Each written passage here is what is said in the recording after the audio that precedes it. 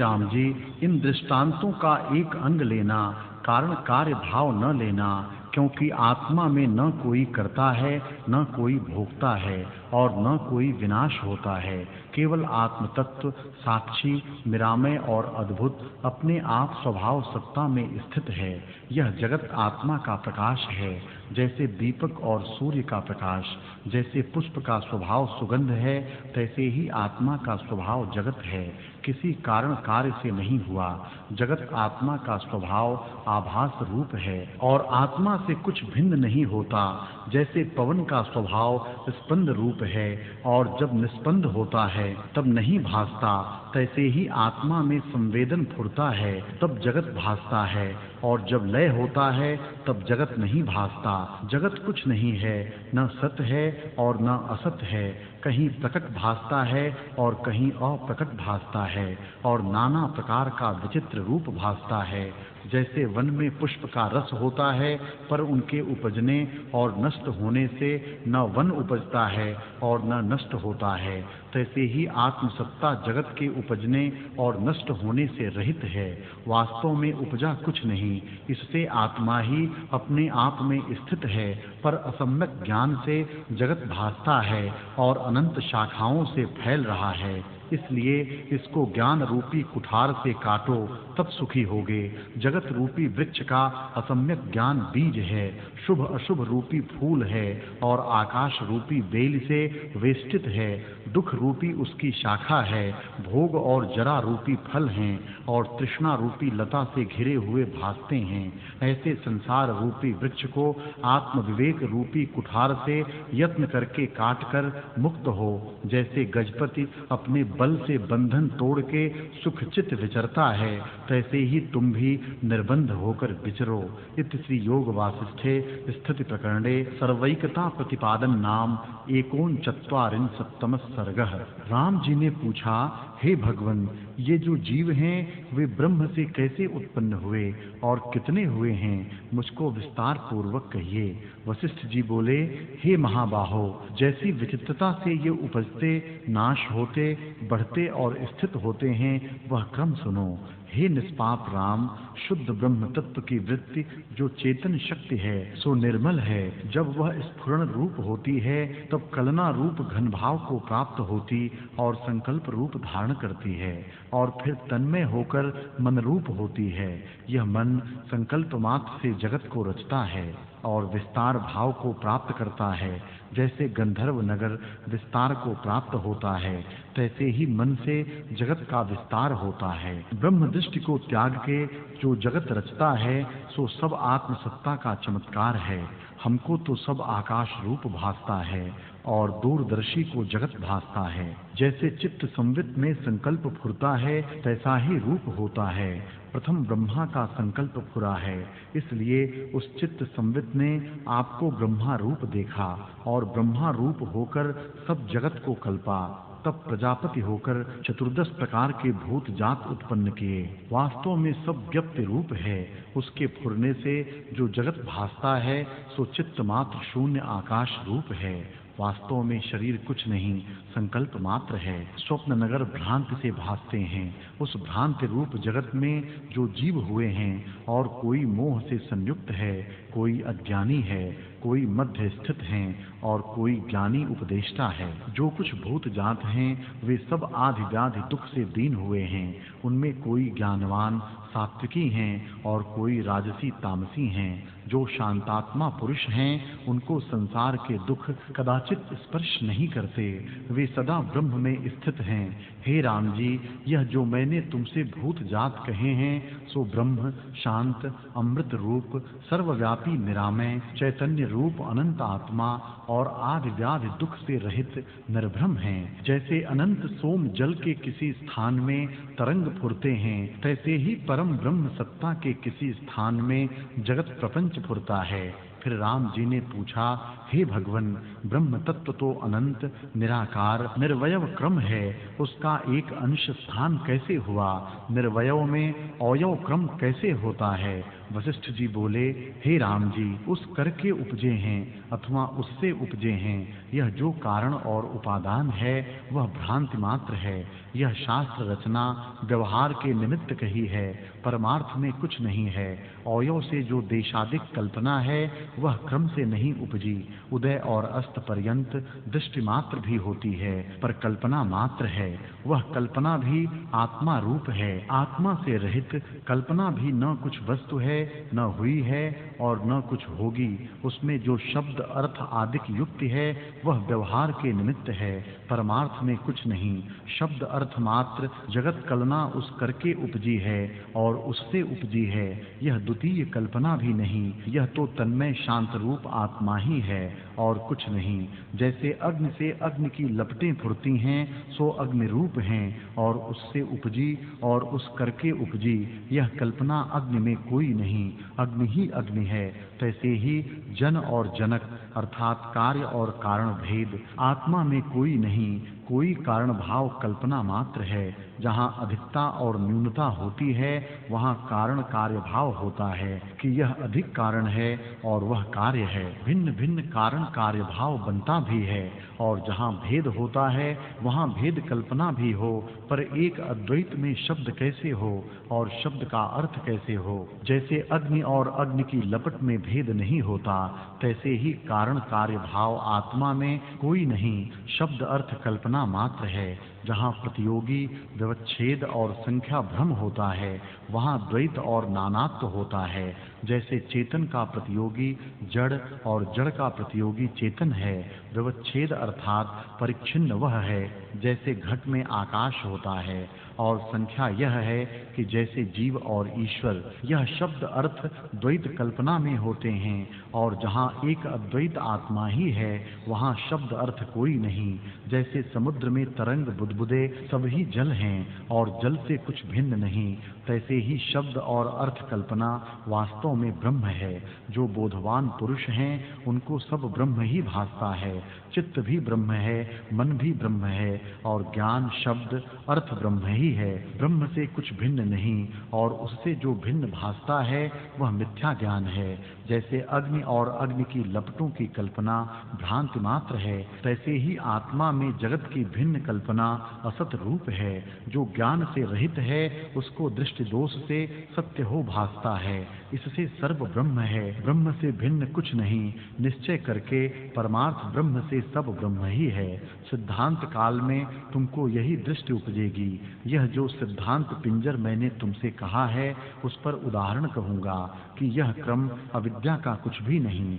अज्ञान के नाश हुए अत्यंत असत जानोगे। जैसे तम से रस्सी में सर्प भासता है और जब प्रकाश उदय होता है तब ज्यों का त्यों भासता है और सर्प भ्रम नष्ट हो जाता है, तैसे ही अज्ञान दृष्टि से जगत भासता है। जब शुद्ध विचार से भ्रांति नष्ट होगी तब निर्मल प्रकाश सत्ता तुमको भासेगी, इसमें संशय नहीं। यह निश्चितार्थ है। इति श्री योग वासिष्ठे स्थिति प्रकरणे ब्रह्म प्रतिपादन नाम 44 सर्गः। राम जी ने पूछा, हे भगवन, आपके ये वचन क्षीर समुद्र के तरंगवत उज्ज्वल, तीनों तापों के नाश करता, हृदय के मल के दूर करने को निर्मल रूप और अज्ञान रूपी तम के नाश करता प्रकाश रूप हैं और गंभीर हैं। मैं उनकी तोल नहीं पा सकता। एक क्षण में मैं संशय से अंधकार को प्राप्त होता हूँ और एक क्षण में निसंशय रूप प्रकाश को प्राप्त होता हूँ। जैसे चपल रूप मेघ से सूर्य का प्रकाश कभी भासता और कभी घिर जाता है, इससे मेरा संशय दूर करो कि अब प्रमेय रूप आत्मानंद सत्ता प्रकाश रूप और असत्य भाव से रहित सार रूप है, तो उस अद्वैत तत्व में कल्पना कहाँ से आई। वशिष्ठ जी बोले, हे राम जी, जो कुछ मैंने तुमसे कहा है वह यथार्थ है और जैसे कहा है तैसे ही है। यह वचन असमर्थ भी नहीं, क्योंकि जिसके हृदय में ठहरे उसको आत्मपद में प्राप्त करें। विरूप भी नहीं है, क्योंकि इनका रूप फल प्रकट है, जिसके धारण से संसार के सब दुख मिट जाते हैं। और पूर्वा पर विरोध भी नहीं है और कि प्रथम कुछ और का कहा और पीछे कुछ और कहा। जो कुछ मैंने कहा है सो यथार्थ कहा है, परंतु ज्ञान दृष्टि से जब तुम्हारा हृदय निर्मल होगा और विस्तृत बोध सत्ता हृदय में प्रकाशेगी, तब तुम मेरे वचनों के तात्पर्य को हृदय में ठीक जानोगे। तुमको जो मैं उपदेश करता हूँ सो वाच्यवाचक शास्त्र के संबंध जताने के निमित्त करता हूँ। जब इन युक्त वचनों से तुम जानोगे तब तुम्हें अद्वैत सत्ता निर्मल भासेगी और जो कुछ वाच्यवाचक शब्द अर्थ रचना है उसको त्याग करोगे। ज्ञानवान को सदा परमार्थ अद्वैत सत्ता भासती है। आत्मा में इच्छादिक कल्पना कुछ नहीं, निर्दुख निर्द्वंद है और जगत रूप होकर स्थित हुआ है। इस प्रकार मैं तुमको विचित्र युक्ति से कहूँगा। जब तक सिद्धांत उपदेश की आवश्यकता है तब तक आत्मसत्ता नहीं प्रकाशती, और जब आत्मबोध होगा तब आप ही जानोगे। अज्ञान रूपी तम वाक विस्तार बिना शांत नहीं होता। इस कारण मैं तुमको अनेक युक्तियों से कहूँगा। जब तक सिद्धांत उपदेश का अवकाश है, हे राम जी, शुद्ध आत्मसत्ता के आश्रय जो संवेदना भास फुरता है उसी का नाम अविद्या है। वह दो रूप रखती है, एक उत्तम और दूसरा मलिन। जो स्पंद कला अविद्या के नाश निमित्त प्रवर्तती है वह उत्तम है, और विद्या भी उसी का नाम है और सब दुख नाश करती है। और जो संसार की ओर फुरती है वह अविद्या है, अर्थात आत्मा की ओर फुरती है सो विद्या है। जो दृश्य की ओर फुरती है वह अविद्या है, पर दोनों स्पंद रूप हैं। इससे अविद्या का नाश करो। जैसे ब्रह्म अस्त्र से ब्रह्म अस्त्र शांत होता है, विष को विष नाश करता है और शत्रु को शत्रु मारता है, तैसे ही विद्या से अविद्या नाश होती है। इसी प्रकार तुम भी इनको नाश करो, तब सुखी होगे। विचार से जब इसका नाश होता है तब जानी नहीं जाती कि कहाँ गई। जैसे दीपक से अंधकार देखिए तो नहीं दिखता कि कहाँ गया। बड़ा आश्चर्य है कि जीव का ज्ञान इसने ढांप लिया है। आत्मसत्ता सदा अनुभव और उदय रूप है, पर अज्ञानी जीव को नहीं भासती। जब तक अविद्या नहीं जाती तब तक फुरती है, और जब जानी तब नहीं जानता कि कहाँ गई। इससे भ्रम मात्र सिद्ध है। बड़ा आश्चर्य है कि माया ने संसार चक्र बांध रखा है और सत्य की भांति है पर असत्य है। बुद्धिमानों को भी यह नाश कर छोड़ती है, तो जीवों का क्या कहना है। निरंतर अभेद रूप आत्मा में अविद्या भेद कल्पना कोई नहीं। जिस पुरुष ने संसार माया को ज्यों का त्यों जाना है वही पुरुषोत्तम है। जिसको यह भावना हुई है कि अविद्या परमार्थ से कुछ नहीं, असत्य रूप है, सो ज्ञानवान है। जो कुछ जानने योग्य है वह उसने जाना है, इसमें संशय नहीं। जब तक तुम स्वरूप में न जागो तब तक मेरे वचनों में आसक्त बुद्धि करो और निश्चय धारो कि अविद्या नाश रूप है और है नहीं। जो कुछ जगत दृश्य भासता है वह मन का मनन असत रूप है। जिसको यह निश्चय हुआ है वही पुरुष मोक्ष भागी है। यह जो मन का फुरना रूप जगत दृश्य भाव को प्राप्त हुआ है वह सब ब्रह्म रूप है। जिसके हृदय में यह निश्चय स्थित है वही पुरुष मोक्ष भागी है, और जिसको चराचर जगत में दृढ़ भावना है वह बंध है। जैसे पक्षी जाल में बंधायमान होता है, हे राम जी, संपूर्ण जीव इस संसार की सत्य दृष्टि से बंधे हुए हैं। सब जगत स्वप्न भ्रांति रूप है, पर उसमें जिसको असत बुद्धि है अथवा सत ब्रह्म बुद्धि है वह आसक्त होकर संसार दुख में नहीं डूबता। और जिसको अनात्म धर्म देहादिक में भावना है और स्वरूप का बोध नहीं है वह हर्ष शोक आपदा को प्राप्त होता है। जिसको स्वरूप का बोध है और अनात्म धर्म का त्याग है उसको संसार रूपी अविद्या नहीं रहती और दुख विकार स्पर्श नहीं करता। जैसे जल में धूल नहीं उड़ती तैसे ही उस महात्मा पुरुष के चित्त में दुख उदय नहीं होते। ज्ञानवान पुरुष के हृदय में जगत के शब्द अर्थ का रंग नहीं चढ़ता। जैसे सूत बिना वस्त्र नहीं होता, तंतु ही पटरूप है, तैसे ही आत्मा बिना जगत नहीं होता। जगत आत्मा रूप है ऐसे जान के जो व्यवहार में वर्तता है वह पुरुष मानसी दुख को नहीं प्राप्त होता, और जो अविद्या से संसार में भटकता है वह आत्म तत्व को नहीं पा सकता। और और विद्यमान आत्मा उसको नहीं भासता। केवल आत्मज्ञान से अविद्या का नाश होता है। जिसको आत्मज्ञान हुआ है वह अविद्या रूपी नदी को तर जाता है। आत्मसत्ता में प्राप्त हुए अविद्या क्षीण हो जाती है। जिनको अविद्या रूपी संसार के पदार्थ की इच्छा उदय होती है वे अविद्या रूपी नदी में बह जाते हैं। हे राम जी, यह अविद्या बड़े मोह और भ्रम को दिखाती है। जब यह दृढ़ होकर स्थित होती है तब तत्पद को घेर लेती है। इससे तुम यह न विचारो कि अविद्या कहाँ से उपजी है और कौन इसका कारण है। यही विचारो कि यह नष्ट कैसे होती है। इसके क्षय का उद्यम करो। जब यह नष्ट होगी तब इसकी उत्पत्ति भी जान लोगे कि इस प्रकार उपजी है और यह इसका स्वरूप है, यह कारण है और यह कार्य है। हे राम जी, अविद्या वास्तव में कुछ है नहीं, अविचार सिद्ध है और विचार दृष्टि से नष्ट हो जाती है। तब जानी जाती है कि कहाँ गई। पर जब स्वरूप विस्मरण होता है तब उपजकर दृढ़ होती है और फिर दुख देती है। इससे बल करके इसका नाश करो। बड़े बड़े शूरमा हैं पर उनको भी अविद्या ने व्याकुल किया है। ऐसा बुद्धिमान कोई नहीं जिसको अविद्या ने व्याकुल नहीं किया। अविद्या सर्व रोगों का मूल है। यत्न करके इसकी औषध करो कि जिससे जन्म दुख कुहरा न प्राप्त हो। जो कुछ आपदा है उसकी यह अधिष्ठाता सखी है। अज्ञान रूप वृक्ष की बेली है और अनर्थ रूपी अर्थ की जननी है।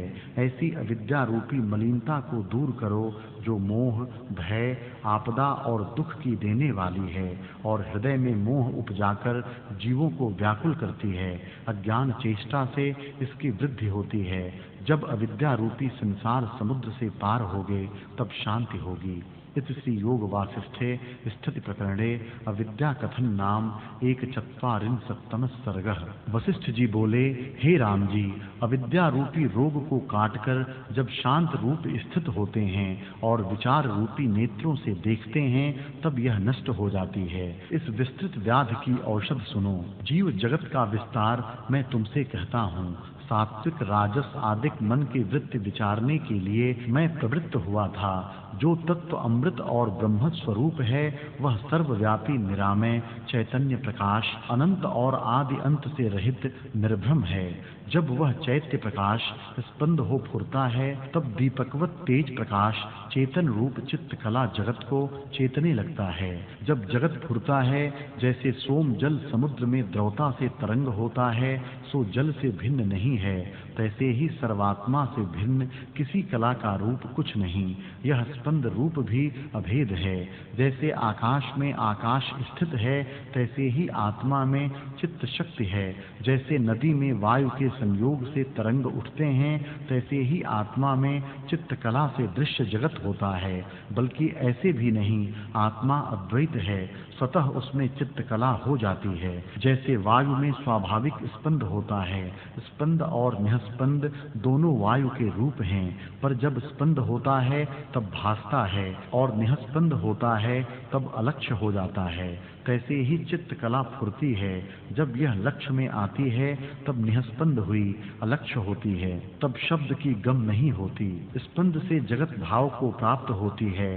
जैसे समुद्र में तरंग और चक्र फुरते हैं तैसे ही चेतन में चित्त कला फुरती है। जैसे आकाश में मुक्त माल भासता है सो है नहीं, तैसे ही आत्मा में वास्तव में कुछ है नहीं, पर स्पंद भाव से कुछ भूषित दूषित हो भासती है। आत्मा से भिन्न कुछ नहीं, परंतु भिन्न की भांति भासती है। जैसे प्रकाश की लक्ष्मी कोट रविसम स्थित होती है तैसे ही आत्मा में चित्त शक्ति है और देश, काल, क्रिया और द्रव्य को जैसे जैसे चेतती है तैसे हो भासती है। फिर नाम संज्ञा होती है और अपने स्वरूप को विस्मरण करके दृश्य से तन्मय होती है, तो भी स्वरूप से व्यतिरेक नहीं होती, परंतु व्यतिरेक की भांति भावना होती है। जैसे समुद्र से तरंग और सुवर्ण से भूषण भिन्न नहीं, तैसे ही आत्मा से चित्त शक्ति भिन्न नहीं, परंतु अपने अनंत स्वभाव को विस्मरण करके देश, काल, क्रिया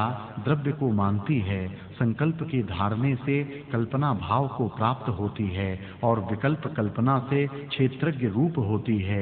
शरीर का नाम क्षेत्र है और शरीर को भीतर बाहर जानने से क्षेत्रज्ञ नाम होता है। वह क्षेत्रज्ञ चित्त कला अहं भाव की वासना करती है और उस अहंकार से आत्मा से भिन्न रूप धारती है और अहंकार में निश्चय कलना होती है, उसका नाम बुद्धि होता है। अहं भाव से जब निश्चय संकल्प कलना होती, उसका नाम मन होता है। वही चित्त कला मन भाव को होती है। जब मन में घन विकल्प उठते हैं तब शब्द स्पर्श रूप रस गंध की भावना से इंद्रियां फुर आती हैं और फिर हाथ पांव प्राण संयुक्त देह भास आता है।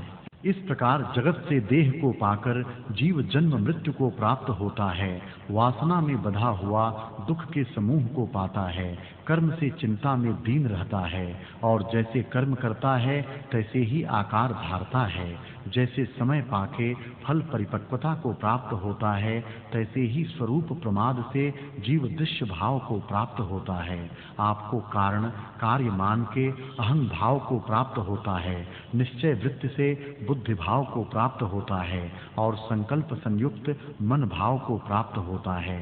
वही मन जब देह और इंद्रियां रूप होकर स्थित होता है और अपना अनंत रूप भूल जाता है और परिच्छिन्न भाव को ग्रहण करके प्रतियोग और व्यवच्छेद भाव भासता है और तभी इच्छा मोहादिक शक्ति को प्राप्त होता है। जैसे समुद्र में नदियां प्रवेश करती हैं तैसे ही सब आपदा और दुख आय प्राप्त होते हैं। इस प्रकार अहंकार अपनी रचना से आप ही बंधवान होता है। जैसे कुशवारी अपने स्थान को रचकर आप ही बंधवान होती है। बड़ा खेद है कि मन आप ही संकल्प से दृश्य को रचता है और फिर उसी देह में आस्था करता है, जिससे आप ही दुखी होता है, भीतर से तपता रहता है और आपको बंधायमान कर संसार जंगल में अविद्या रूप आशा को लेके फिरता है। अपने ही संकल्प कलना से तन्मात्रा और देह हुई है और उसमें अहं प्रतीति होती है। जैसे जल में तरंग होते हैं तैसे ही देहादिक उदय हुए हैं और उससे बंधा हुआ जीव दुखित होता है। जैसे सिंह जंजीर से बांधा जावे, एक स्वरूप है, वही फुरने के वश से नाना भाव को प्राप्त हुआ है। कहीं मन, कहीं बुद्धि, कहीं अहंकार, कहीं ज्ञान, कहीं क्रिया, कहीं पुर्यष्टक, कहीं प्रकृति, कहीं माया, कहीं कर्म, कहीं विद्या, कहीं अविद्या और कहीं इच्छा कहता है। हे राम जी, इस प्रकार जीव अपने चित्त से भ्रम में प्राप्त हुआ है और तृष्णा रूपी शोक रोग से दुख पाता है। तुम यत्न करके इससे तरो। जरा मरण आदिक विचार और संसार की भावना ही जीव को नष्ट करती है।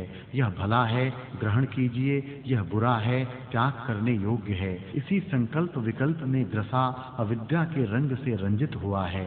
इच्छा करने से इसका रूप सकुच गया है और कर्म रूपी अंकुर से संसार रूपी वृक्ष बढ़ गया है, जिससे अपना वास्तव स्वरूप विस्मरण हुआ है और कलना से आपको मलिन जानकर अविद्या के संयोग से नरक भोगता है और संसार भावना रूपी पर्वत के नीचे दबकर आत्मपद की ओर नहीं उठ सकता। संसार रूपी विष का वृक्ष जरा मरण रूपी शाखा से बढ़ गया है और आशा रूपी फांस से बांधे हुए जीव भटककर चिंता रूपी अग्नि में जलते हैं और क्रोध रूपी सर्प ने जीवों को चर्वण किया है, जिससे अपनी वास्तविकता विस्मरण हो गई है।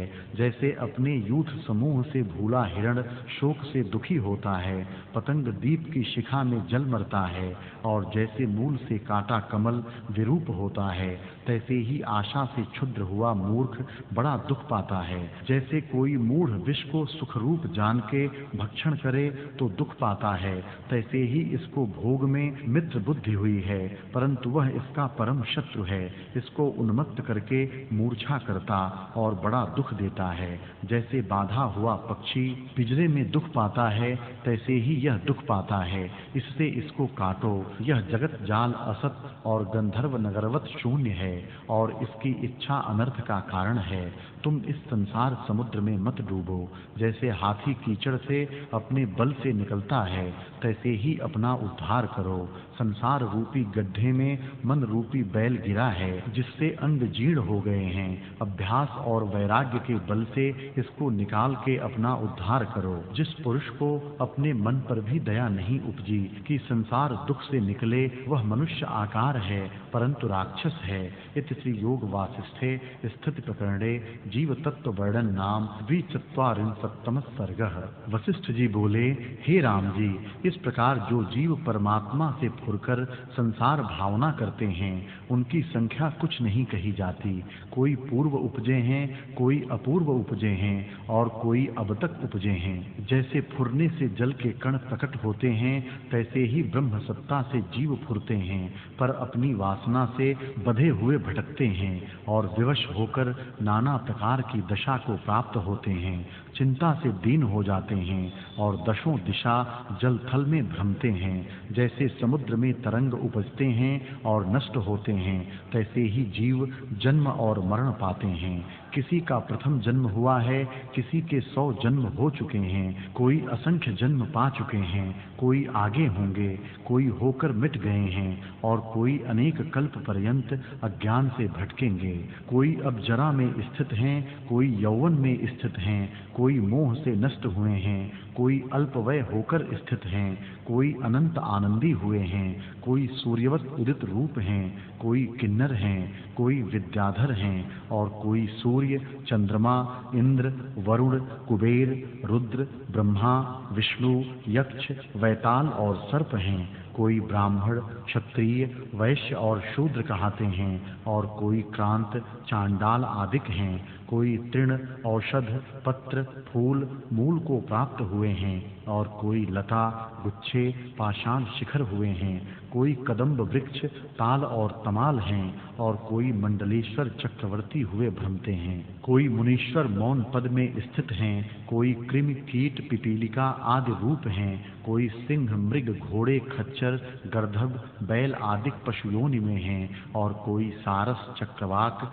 कोकिला, बगुला आदि पक्षी हैं। कोई कमल, कली, कुमुद, सुगंधादिक हैं और कोई आपदा से दुखी हैं। कोई संपदावान हैं, कोई स्वर्ग और कोई नरक में स्थित हैं। कोई नक्षत्र चक्र में हैं, कोई आकाश में वायु हैं, कोई सूर्य की किरणों में और कोई चंद्रमा की किरणों में रस लेते हैं। कोई जीवन मुक्त हैं, कोई अज्ञान से भ्रमते हैं। कोई कल्याण भागी चिरपर्यंत भोग को भोगते हैं, कोई परमात्मा में मिल गए हैं। कोई अल्पकाल और कोई शीघ्र ही आत्म तत्व में लय हुए हैं। कोई चिरकाल में जीवन मुक्त होवेंगे। कोई मूढ़ दुर्भावना करते अनात्मा में भ्रमते हैं। कोई मृतक होकर इस जगत में जन्मते हैं, कोई और जगत में जा स्थित होते हैं और कोई न यहाँ और न वहाँ उपजते हैं, केवल आत्म तत्व में लय होते हैं। कोई मंदराचल, सुमेरु आदि पर्वत होकर स्थित होते हैं। कोई क्षीर समुद्र, घृत समुद्र,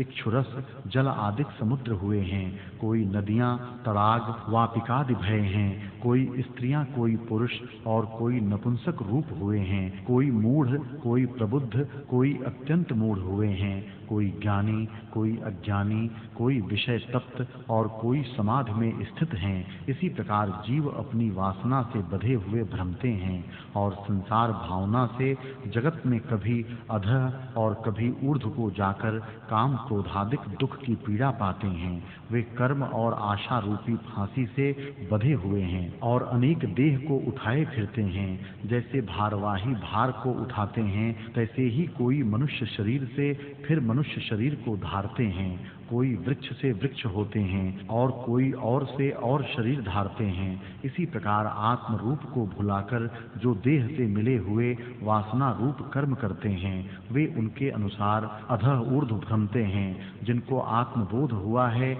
वे पुरुष कल्याण रूप हैं और सब दुखी माया रूप संसार में मोहित हुए हैं। यह संसार रचना इंद्रजाल की भांति है। जब तक जीव अपने आनंद स्वरूप को नहीं पाता और साक्षात्कार नहीं होता, तब तक संसार भ्रम में भ्रमता है। और जिस पुरुष ने अपने स्वरूप को जाना है और जीवों की भांति त्याग नहीं किया और बारंबार संसार के पदार्थों से रहित आत्मा की ओर धावता है, वह समय पाकर आत्मपद को प्राप्त होगा और फिर जन्म न पावेगा। कोई जीव अनेक जन्म भोग के ज्ञान से अथवा तप से ब्रह्मा के लोक को प्राप्त होते हैं, तब परम पद पाते हैं। कोई सहस्र जन्म भोग कर फिर संसार में प्राप्त होते हैं। कोई बुद्धिमान विवेक को भी प्राप्त होते हैं और फिर संसार में गिरते हैं, अर्थात मोक्ष ज्ञान को पाके फिर संसारी होते हैं। कोई इंद्र पद पाकर तुच्छ बुद्धि से फिर तिर्यक पशु योनि पाते हैं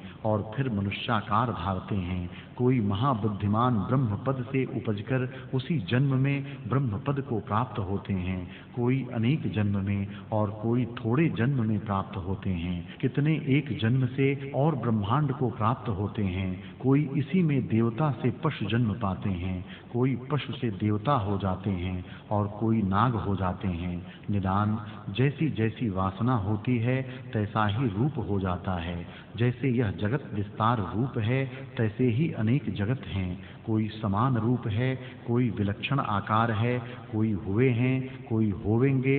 विचित्र रूप सृष्टि उपजती है और मिटती है। और कोई गंधर्व भाव, कोई यक्ष देवता आदि भाव को प्राप्त हुए हैं। जैसे जीव इस जगत में व्यवहार करते हैं तैसे ही और जगतों में भी व्यवहार करते हैं, पर आकार विलक्षण है और अपने स्वभाव के वश हुए जन्म मरण पाते हैं। जैसे समुद्र से तरंग उपजते हैं और मिट जाते हैं, तैसे ही सृष्टि की प्रवृत्ति, उत्पत्ति और लय होती है। जब संवित स्पंद होते हैं तब उपजते हैं और जब निःस्पंद होते हैं तब लय होते हैं।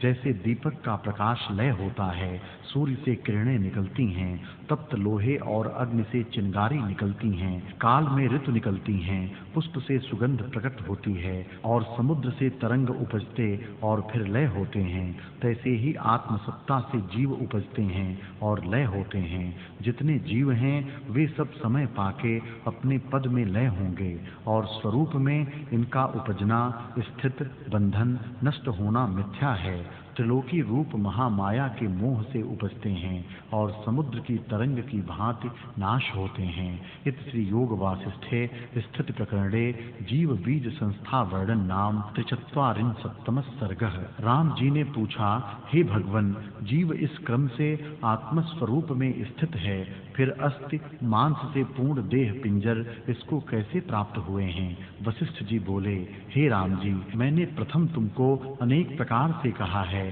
पर तुम अब तक जागृत नहीं हुए। पूर्वापर के विचार करने वाली तुम्हारी बुद्धि कहाँ गई? जो कुछ शरीर आदिक स्थावर जंगम जगत दृष्टि आता है वह सब आभास मात्र है और स्वप्न की भांति उठा है, पर दीर्घ स्वप्न है और मिथ्या भ्रम से भासता है। जैसे आकाश में दूसरा चंद्रमा भ्रम मात्र है और भ्रमने से पर्वत भासते हैं, तैसे ही जगत अज्ञान से भासता है। जिन पुरुषों की अज्ञान निद्रा नष्ट हुई है और निश्चय से संसार की वासनाएं गल गई हैं, वे प्रबुद्ध चित्त हैं। संसार को वे स्वप्न रूप देखते हैं और स्वरूप भाव से कुछ नहीं देखते। अपने ही स्वरूप में संसार कल्पित है। अज्ञानी जीव संसार को मोक्ष से प्रथम सर्वदा सत रूप देखते हैं और उनकी संसार भावना असत नहीं होती। वे जगत आकार सर्वदा अपने भीतर कल्पते हैं और जीव के अनेक आकार चपल रूप क्षणभंगुर होते हैं। जैसे जल में तरंग चंचल रूप होते हैं और बीज में अंकुर रहता है, उसी के भीतर पत्र, फूल और फल होते हैं, तैसे ही कल्पना रूपी देह मन के फुरने में रहती है। हे राम जी, देह न हो परंतु जहाँ मन फुरता है वहाँ ही देह रच लेता है। जैसे स्वप्न में और मनोराज में देह रच लेता है, तैसे ही यह देह और जगत भी भ्रम से रचा हुआ है। जैसे चक्र पर चढ़ाया मृतिका का पिंड घट रूप हो जाता है, वैसे ही मन के फुरने से देह बनता है। यह देह मन के फुरने में स्थित है और जो कुछ जगत भासता है वह सब संकल्प मात्र है। जैसे मृग तृष्णा का जल असत रूप होता है, तैसे ही यह जगत असत्य है। जैसे बालक को अपनी परछाई में वैताल भासता है, तैसे ही जीव को अपने फुरने से देहादिक भासते हैं। हे राम जी, सृष्टि के आदि में जो शरीर उत्पन्न हुए हैं वे आभास मात्र संकल्प से उपजे हैं। प्रथम ब्रह्मा पद में स्थित हुए और उन्होंने संकल्प के क्रम से संकल्पपुर की भांति विस्तार किया, सो सब माया मात्र है। माया की घनता से यह जगत भासता है, स्वरूप में कुछ नहीं। राम जी ने पूछा, हे भगवन, आदि जीव जो मन रूप फुरने को पाकर ब्रह्म पद को प्राप्त हुआ, वह ब्रह्मा कैसे हुआ और कैसे स्थित है, वह मुझसे क्रम से कहिए। वशिष्ठ जी बोले, हे महाबाहु राम जी, प्रथम जिस प्रकार ब्रह्मा ने शरीर को पाकर ग्रहण किया, उसको सुनकर स्थिति भी जानोगे। देश काल आदि के परिच्छेद से रहित आत्म तत्व अपने आप में स्थित है।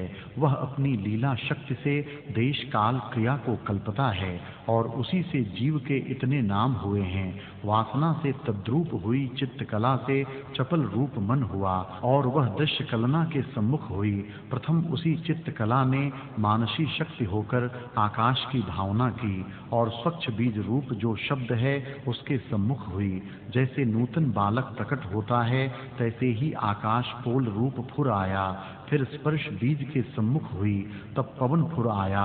जब शब्द स्पर्श आकाश और पवन का संघर्षण हुआ, तब मन के तन्मय होने से अग्नि उपजा और बड़ा प्रकाश हुआ।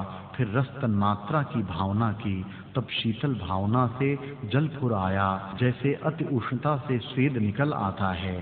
फिर गंध तन्मात्रा की भावना की, उससे घ्राण इंद्रिय निकली। स्थूल की भावना से जल चक्र पृथ्वी होकर स्थित हुआ और आकाश में बड़ा प्रकाश हुआ।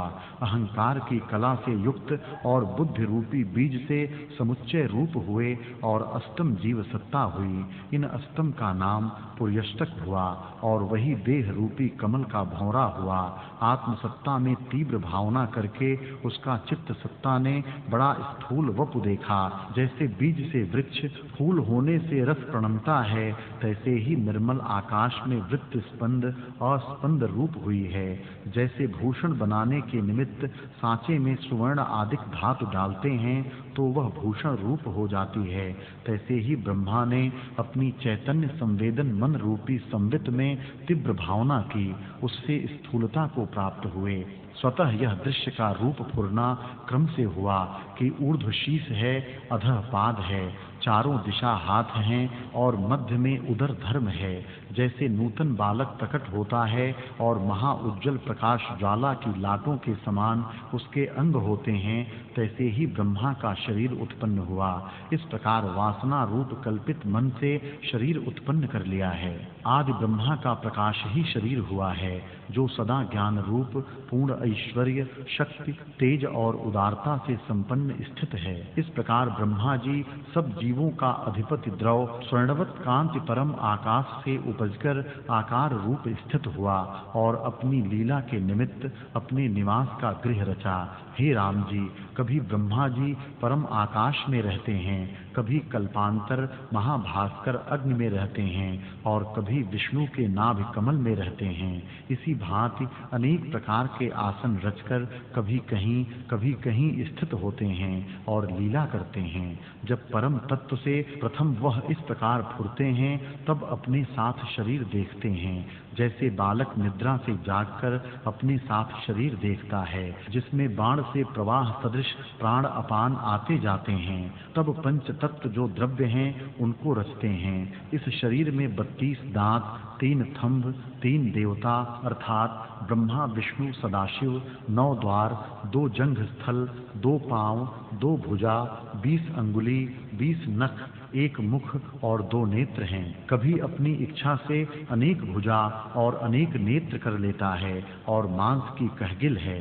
ऐसा शरीर चित्त रूपी पक्षी का घर है, कामदेव भोगने का स्थान है, वासना रूपी पिशाचिनी का गृह है, जीव रूपी सिंह की कंदरा है और अभिमान रूपी हस्ती का वन है। इस प्रकार ब्रह्मा जी ने शरीर को देखा और बड़े उत्तम कांतिमान शरीर को देखकर ब्रह्मा जी जो त्रिकालदर्शी हैं चिंतन करने लगे कि इसके आदि क्या हुआ और अब हमें क्या करना है। तो उन्होंने क्या देखा, जो आगे भूत का सर्ग वेद संयुक्त व्यतीत हुआ है, ऐसे अनेक सर्ग हुए हैं। उनके सब धर्म स्मरण करके देखा और वांग्मय भगवती और वेद का स्मरण किया और सर्व सृष्टि के धर्म, गुण, विकार, उत्पत्ति, स्थिति, बढ़ना, परिणाम, क्षीण और नाश को स्मृति शक्ति से देखा।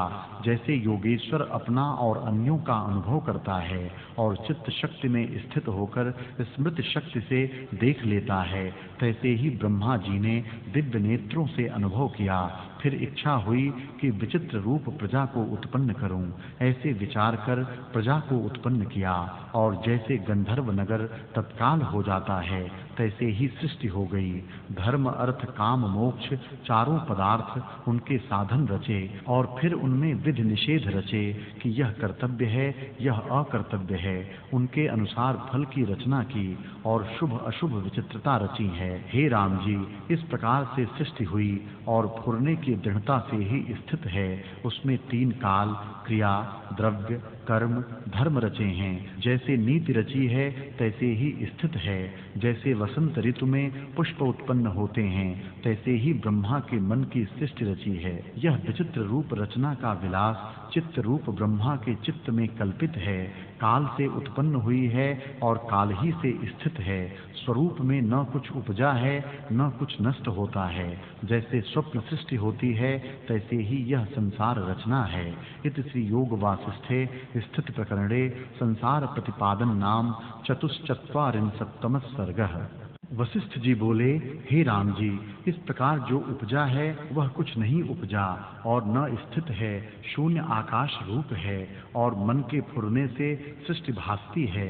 बड़े देश काल क्रिया संयुक्त जो ब्रह्मांड दृष्टि आता है, उसने परमार्थ में कुछ भी स्थान नहीं रोका। स्वप्न पूर्वक संकल्प मात्र है और आधार बिना चित्र है। जैसे मूर्ति का चित्र आधार बिना मिथ्या होता है, तैसे ही यह जगत बड़ा भासता है पर मिथ्या है, असत्यतम रूप है और आकाश में चित्त की भांति है। जैसे स्वप्न में भास रूप जगत भासता है, वह असत रूप है, तैसे ही यह शरीरादिक जगत मन के फुरने से भासता है। मन का फुरना ही इसका कारण है। जैसे नेत्र का कारण प्रकाश है, तैसे ही जगत का कारण चित्त है।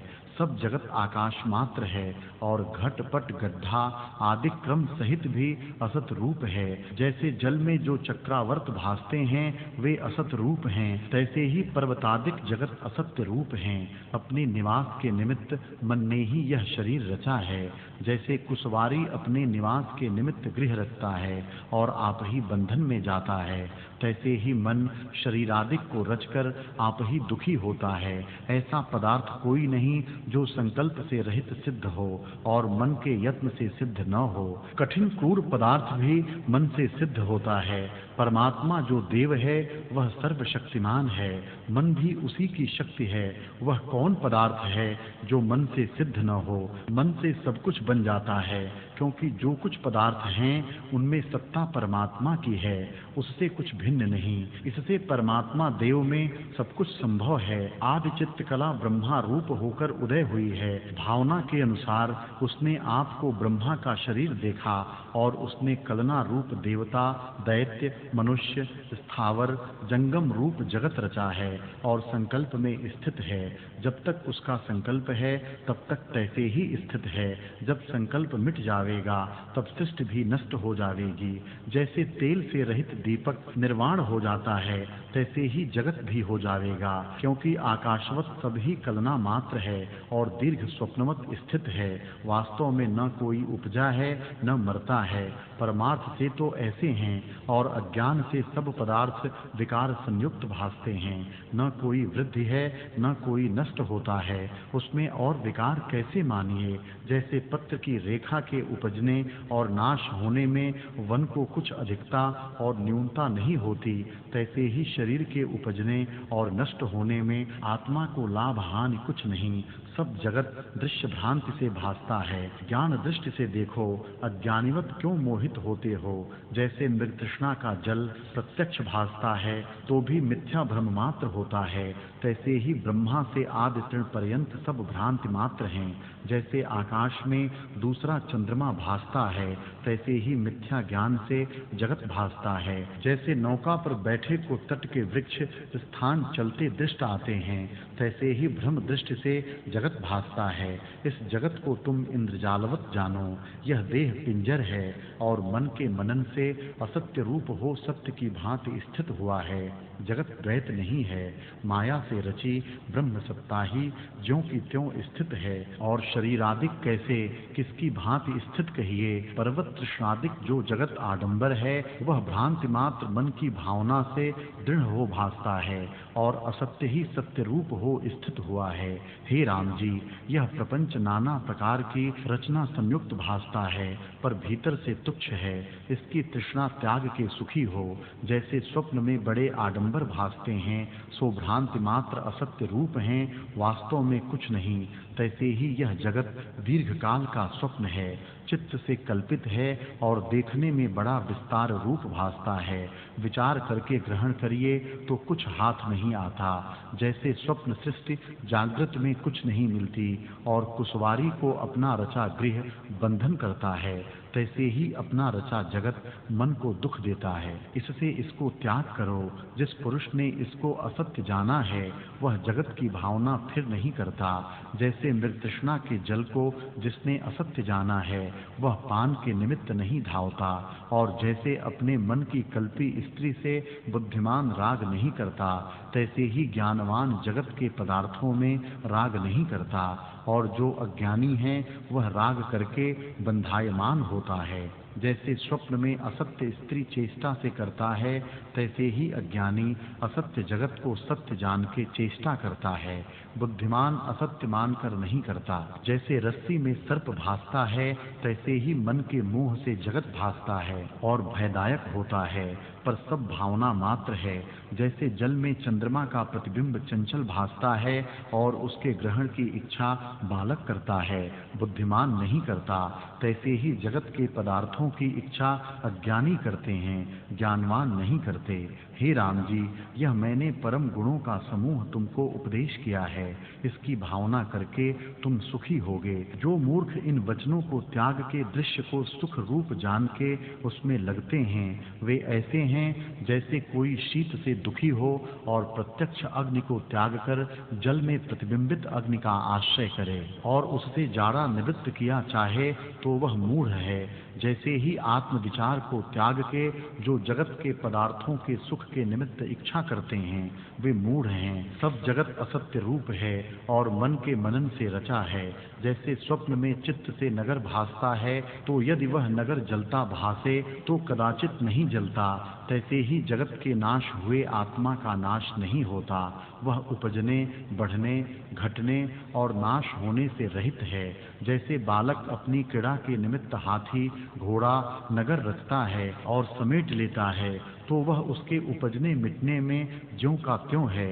और जैसे बाजीगर बाजी को फैलाता है और फिर लय करता है तो उत्पत्ति लय में बाजीगर ज्यों का त्यों है, तैसे ही आत्मा जगत की उत्पत्ति लय में ज्यों का त्यों है, उसका कुछ कदाचित नष्ट नहीं होता। जो सब सत्य है तो किसी का नाश नहीं होता। इस कारण जगत में हर्ष शोक करना योग्य नहीं, और जो सब असत है तो भी नाश किसी का न हुआ और दुख भी किसी को न हुआ। सत्य असत्य दोनों प्रकार हर्ष शोक नहीं होता। स्वरूप से किसी का नाश नहीं और सब जगत ब्रह्म रूप है, तो दुख सुख कहाँ है। ब्रह्म सत्ता में कुछ द्वैत जगत बना नहीं। सब जगत प्रत्यक्ष रूप भासता है तो भी असत रूप है। उस असत रूप संसार में ज्ञानवान को ग्रहण करने योग्य कोई पदार्थ नहीं और सब जगत में ब्रह्म तत्व है, कुछ भिन्न नहीं। तो त्रिलोकी में किस पदार्थ के ग्रहण त्याग की इच्छा कीजिए। जगत सत्य रूप हो अथवा असत्य, ज्ञानवान को सुख दुख कोई नहीं और भ्रांति दृष्टि अज्ञानी को दुखदायक होती है। जो वस्तु आदि अंत में असत्य है उसे मध्य में भी असत्य जानिए और उसके पीछे जो शेष रहता है वह सत्य रूप है, जिससे असत्य भी सिद्ध होता है। जिनकी बाल बुद्धि मोह से आवृत्त है वे जगत के पदार्थों की इच्छा करते हैं, बुद्धिमान नहीं करते। बालक को जगत विस्तार रूप भासता है, उससे वे अपना प्रयोजन चाहते हैं। और सुख दुख भोगते हैं। तुम बालक मत हो, जगत अनित्य है, इसकी आस्था त्याग कर सत्यात्मा में स्थित हो। जो आप संयुक्त संपूर्ण जगत असत रूप जानो तो भी विषाद नहीं, और जो आप संयुक्त सब सत्य जानो तो भी इस दृष्टि से हर्ष शोक नहीं। ये दोनों निश्चय सुखदायक हैं। आप संयुक्त सब असत्य रूप जानोगे तो दुख न होगा। वाल्मीकि जी बोले कि जब इस प्रकार वशिष्ठ जी ने कहा तब सूर्य अस्त हुआ और सभा नमस्कार करके अपने अपने स्थान को गई, और सूर्य की किरणों के निकलते ही फिर अपने अपने आसन पर आ बैठे। इत श्री योग वासिष्ठे स्थित प्रकरणे यथार्थोपदेश योगो नाम पंचचत्वारिंशत्तम सर्गः। वशिष्ठ जी बोले, हे राम जी, जो धन स्त्री आदि नष्ट हो जावें तो इंद्रजाल की बाजीवत जानिए, इससे भी शोक का अवसर नहीं होता। जो क्षण में दृष्टि आए और फिर नष्ट हो गए, उनका शोक करना व्यर्थ है। जैसे गंधर्व नगर जो रत्नमणि से भूषित किया हो अथवा दूषित हुआ हो, उसमें हर्ष शोक का स्थान कहाँ है, तैसे ही अविद्या से रचे पुत्र स्त्री धनादिक के सुख दुख का क्रम कहाँ है। जो पुत्र धनादिक बढ़े तो भी हर्ष करना व्यर्थ है, क्योंकि मृतृष्णा का जल बढ़ा भी अर्थ सिद्ध नहीं करता। तैसे ही धन दारादिक बढ़े तो हर्ष कहाँ है, शोकवान ही रहता है। वह कौन पुरुष है जो मोह माया के बढ़े शांतिमान हो, वह तो दुखदायक ही है। जो मूढ़ हैं वे भोगों को देख के हर्षवान होते हैं और अधिक से अधिक चाहते हैं, और बुद्धिमानों को उन भोगों से वैराग्य उपजता है। जिनको आत्मा का साक्षात्कार नहीं हुआ और भोगों को अंतवंत नहीं जानते, उनको भोग की तृष्णा बढ़ती है, और जो बुद्धिमान हैं वे भोगों को आदि से ही अंतवत जानते हैं और दुख रूप जानकर उनकी इच्छा नहीं करते। इससे हे राघव, ज्ञानवान की भांति व्यवहारों में विचरो। जो नष्ट हो सो हो, और जो प्राप्त हो सो हो, उसमें हर्ष शोक न करना। उसको यथा शास्त्र हर्ष शोक से रहित भोगो, और जो न प्राप्त हो उसकी इच्छा न करो। यह पंडितों का लक्षण है। हे राम जी, यह संसार दुख रूप है, इसमें मोह को प्राप्त न होना। जैसे ज्ञानवान विचरते हैं तैसे ही विचरना, मूढ़वत नहीं विचरना। यह संसार आडंबर अज्ञान से रचा है। जो इसको ज्यों का त्यों नहीं देखते वे कुबुद्धि नष्ट होते हैं। संसार के जिन जिन पदार्थों की इच्छा होती है वे सब बंधन के कारण हैं और उनमें जीव डूब जाता है। जो बुद्धिमान हैं वे जगत के पदार्थों में प्रीति नहीं करते, और जिसने निश्चय से जगत को असत्य रूप जाना है वह किसी पदार्थ में बंधवान नहीं होता। अविद्या रूप पदार्थ उसको खेद नहीं देते, और वस्तु बुद्धि से वे खर्च नहीं सकते। जिसकी बुद्धि में यह निश्चय हुआ कि सर्व मैं हूँ, वह किसी पदार्थ की इच्छा नहीं करता। हे राम जी, शुद्ध तत्व जो सत्य असत्य जगत के मध्य भाव में है उसका हृदय से आश्रय करो, और जो भीतर बाहर जगत दृश्य पदार्थ हैं उनको मत ग्रहण करो। इनकी आस्था त्याग करके परम पद को प्राप्त होकर अति विस्तृत स्वच्छ रूप आत्मा में स्थित हो, और राग द्वेष से रहित सब कार्य करो। जैसे आकाश सब पदार्थों में व्यापक और निर्लेप है, तैसे ही सब कार्य करते भी निर्लेप हो। जिस पुरुष की पदार्थ में न इच्छा है न अनिच्छा है, और जो कर्मों में स्वाभाविक स्थित है, उसको कर्म का स्पर्श नहीं होता। वह कमलवत सदा निर्लेप रहता है। देखना सुनना आदि व्यवहार इंद्रियों से होता है। इससे तुम इंद्रियों से व्यवहार करो अथवा न करो, परंतु इनमें निरीक्षित रहो और अभिमान से रहित होकर आत्म तत्व में स्थित हो। इंद्रियों के अर्थ का सार जो अहंकार है, जब यह हृदय में न फुरेगा तब तुम योग्य पद को प्राप्त होगे और राग द्वेष से रहित संसार समुद्र को तर जाओगे। जब इंद्रियों के राग द्वेष से रहित हो तब मुक्त की इच्छा न करे तो भी मुक्ति रूप है। हे राम जी, इस देह से आपको व्यतिरेक जानकर जो उत्तम आत्म पद है उसमें स्थित हो जाओ, तब तुम्हारा तुम्हारा ऐसा परम यश होगा जैसे पुष्प से सुगंध प्रकट होता है। इस संसार रूपी समुद्र में वासना रूपी जल है, उसमें जो आत्मवेत्ता बुद्धि रूपी नाव पर चढ़ते हैं वे तर जाते हैं और जो नहीं चढ़ते वे डूब जाते हैं। यह बोध मैंने तुमसे क्षुरधार की भांति तीक्ष्ण कहा है। यह अविद्या का काटने वाला है। इसको विचार कर आत्म तत्व में स्थित हो। जैसे तत्ववेत्ता आत्म तत्व को जानकर व्यवहार में विचरते हैं, तैसे ही तुम भी विचरो। अज्ञानी की भांति न विचरना। जैसे जीवन मुक्त पुरुष का आचार है, उसको तुम भी अंगीकार करना।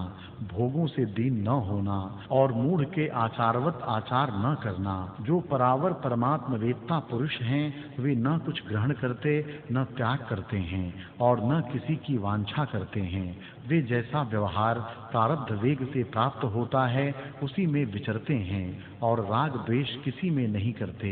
बड़ा ऐश्वर्य हो, बड़े गुण हो, लक्ष्मी आदि बड़ी विभूति हो, तो भी ज्ञानवान अज्ञानीवत अभिमान नहीं करते। महाशून्य वन में वे खेदवान नहीं होते और देवता का सुंदर वन विद्यमान हो तो उससे हर्षवान नहीं होते। उन्हें न किसी की इच्छा है न त्याग है। जैसी अवस्था आन प्राप्त हो, राग द्वेष से रहित उसी में विचरते हैं।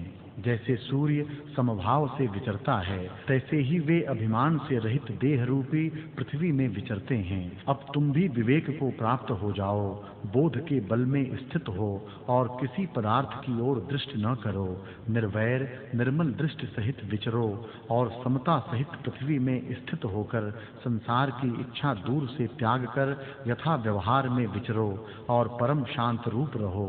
वाल्मीकि जी बोले, जब इस प्रकार निर्मल वाणी से वशिष्ठ जी ने कहा, तब राम जी का निर्मल चित्त अमृत से शीतल और पूर्ण हुआ। जैसे पूर्णमासी का चंद्रमा अमृत से शीतल और पूर्ण होता है, तैसे ही राम जी शांत होकर पूर्ण हुए। इत श्री योग वासिष्ठे स्थित प्रकरणे यथा भूतार्थ बोध योगो नाम षट्चत्वारिंशत्तमः सर्गः। राम जी बोले, हे भगवन, आप सर्वधर्म और वेद वेदांत के पारंग हैं। आपके शुद्ध उदार विरक्त रूप कोमल और उचित वचनों से मैं स्वस्थ हुआ हूँ और उन अमृत रूपी वचनों को पान कर मैं तृप्त नहीं होता। हे भगवन, आप राजस सात्विक जगत कहने लगे थे, सो कुछ संक्षेप से कहा था कि उसमें अवकाश पाकर आपने ब्रह्मा जी की उत्पत्ति कही। उसमें मुझको यह संदेह उत्पन्न हुआ कि कहीं ब्रह्मा की उत्पत्ति कमल से कही है, कहीं आकाश से कही है, कहीं अंडे से कही और कहीं जल से कही है। सो विचित्र रूप शास्त्र ने कैसे कहा? आप सब संशय के नाश करता, कृपा करके शीघ्र मुझको उत्तर दीजिए। वशिष्ठ जी बोले, हे राम जी, कई लक्ष ब्रह्मा और अनेक विष्णु और रुद्र हुए हैं और अब भी अनेक ब्रह्मांड में अनेक प्रकार के व्यवहार संयुक्त प्रस्तुत हैं। कितने तुल्य होते हैं, कितने बड़े छोटे काल के स्वप्न जगत की भांति उत्पन्न होते हैं, कितने बीते हैं और कितने आगे होंगे। उनमें से तुमने एक ब्रह्मा की उत्पत्ति पूछी है, सो सुनो, यह भी अनेक प्रकार के होते हैं। कभी सृष्टि सदाशिव से उत्पन्न होती है, कभी ब्रह्मा से, कभी विष्णु से और कभी मुनीश्वर रच लेते हैं। कभी ब्रह्मा कमल से उपजते हैं, कभी जल से, कभी पवन से, कभी अंडे से उपजे हैं। कभी ब्रह्मांड में ब्रह्मा, कभी विष्णु और कभी सदाशिव होते हैं।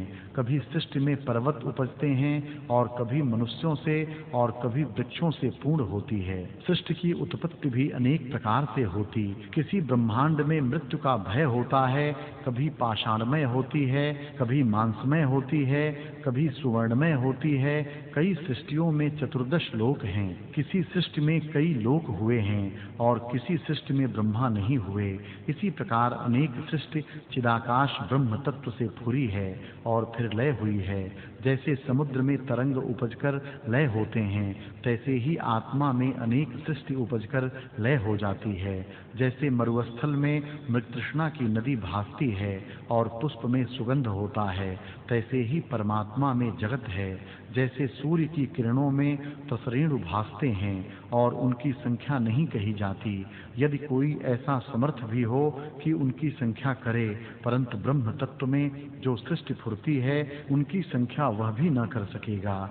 जैसे वर्षा ऋतु में ईंखों के खेत में मच्छर होते हैं और नष्ट हो जाते हैं, तैसे ही आत्मा में सृष्टि उपजाकर नष्ट हो जाती है। वह काल नहीं जाना जाता जिस काल में सृष्टि का उपजना हुआ। आत्म तत्व में नित्य ही सृष्टि का उपजना और लय होना है। जैसे समुद्र में पूर्वा पर तरंग फुरते हैं, उनका अंत नहीं, इसी प्रकार सृष्टि का आदि और अंत कुछ नहीं जाना जाता। देवता, दैत्य, मनुष्यादि कितने उपजकर लय हुए हैं और कितने आगे होंगे। जैसे यह ब्रह्मांड ब्रह्मा से रचा गया है, तैसे ही अनेक ब्रह्मांड हो गए हैं। और जैसे अनेक घटिका एक वर्ष में व्यतीत होती हैं, तैसे बीते हैं। जैसे समुद्र में तरंग होते हैं, तैसे ही ब्रह्म तत्व में असंख्य जगत होते हैं। कितनी सृष्टि हो बीती है, कितनी अब है और कितनी आगे होगी। जैसे मृतिका में घट होता है, वृक्ष में अनेक पत्र होते हैं, फिर मिट जाते हैं। और जैसे जब तक समुद्र में जल है, तब तक तरंग आवर्त निवृत्त नहीं होते, उपजते और लय होते हैं, तैसे ही ब्रह्म चिदाकाश है। त्रिलोकी रूप जगत उपज कर उसी में लय होते हैं। जब तक अपने स्वरूप का प्रमाद है, तब तक विकार संयुक्त जगत है और बड़े विस्तार से भासता है। जब आत्मा स्वरूप देखोगे, तब कोई विकार न भासेगा। जब तक आत्म दृष्टि से नहीं देखा, तब तक आभास दशा में उपजते और मिटते हैं, पर न सत्य कहे जा सकते हैं और न असत्य कहे जा सकते हैं। वास्तव में ब्रह्म और जगत में कुछ भेद नहीं। समुद्र में तरंग की भांति अभेद है। अविद्या से भिन्न होकर भासते हैं और विचार किए से निवृत्त हो जाते हैं। चर अचर रूप जगत जो नाना प्रकार की चेष्टा संयुक्त अनंत सर्वेश्वर आत्मा में फुरते हैं, सो उससे भिन्न नहीं। जैसे शाखा और फूल फल वृक्ष से भिन्न नहीं और भिन्न भासते हैं, तो भी अभिन्न हैं, तैसे ही आत्मा से जगत भिन्न भासते हैं, तो भी भिन्न नहीं, आत्मरूप हैं।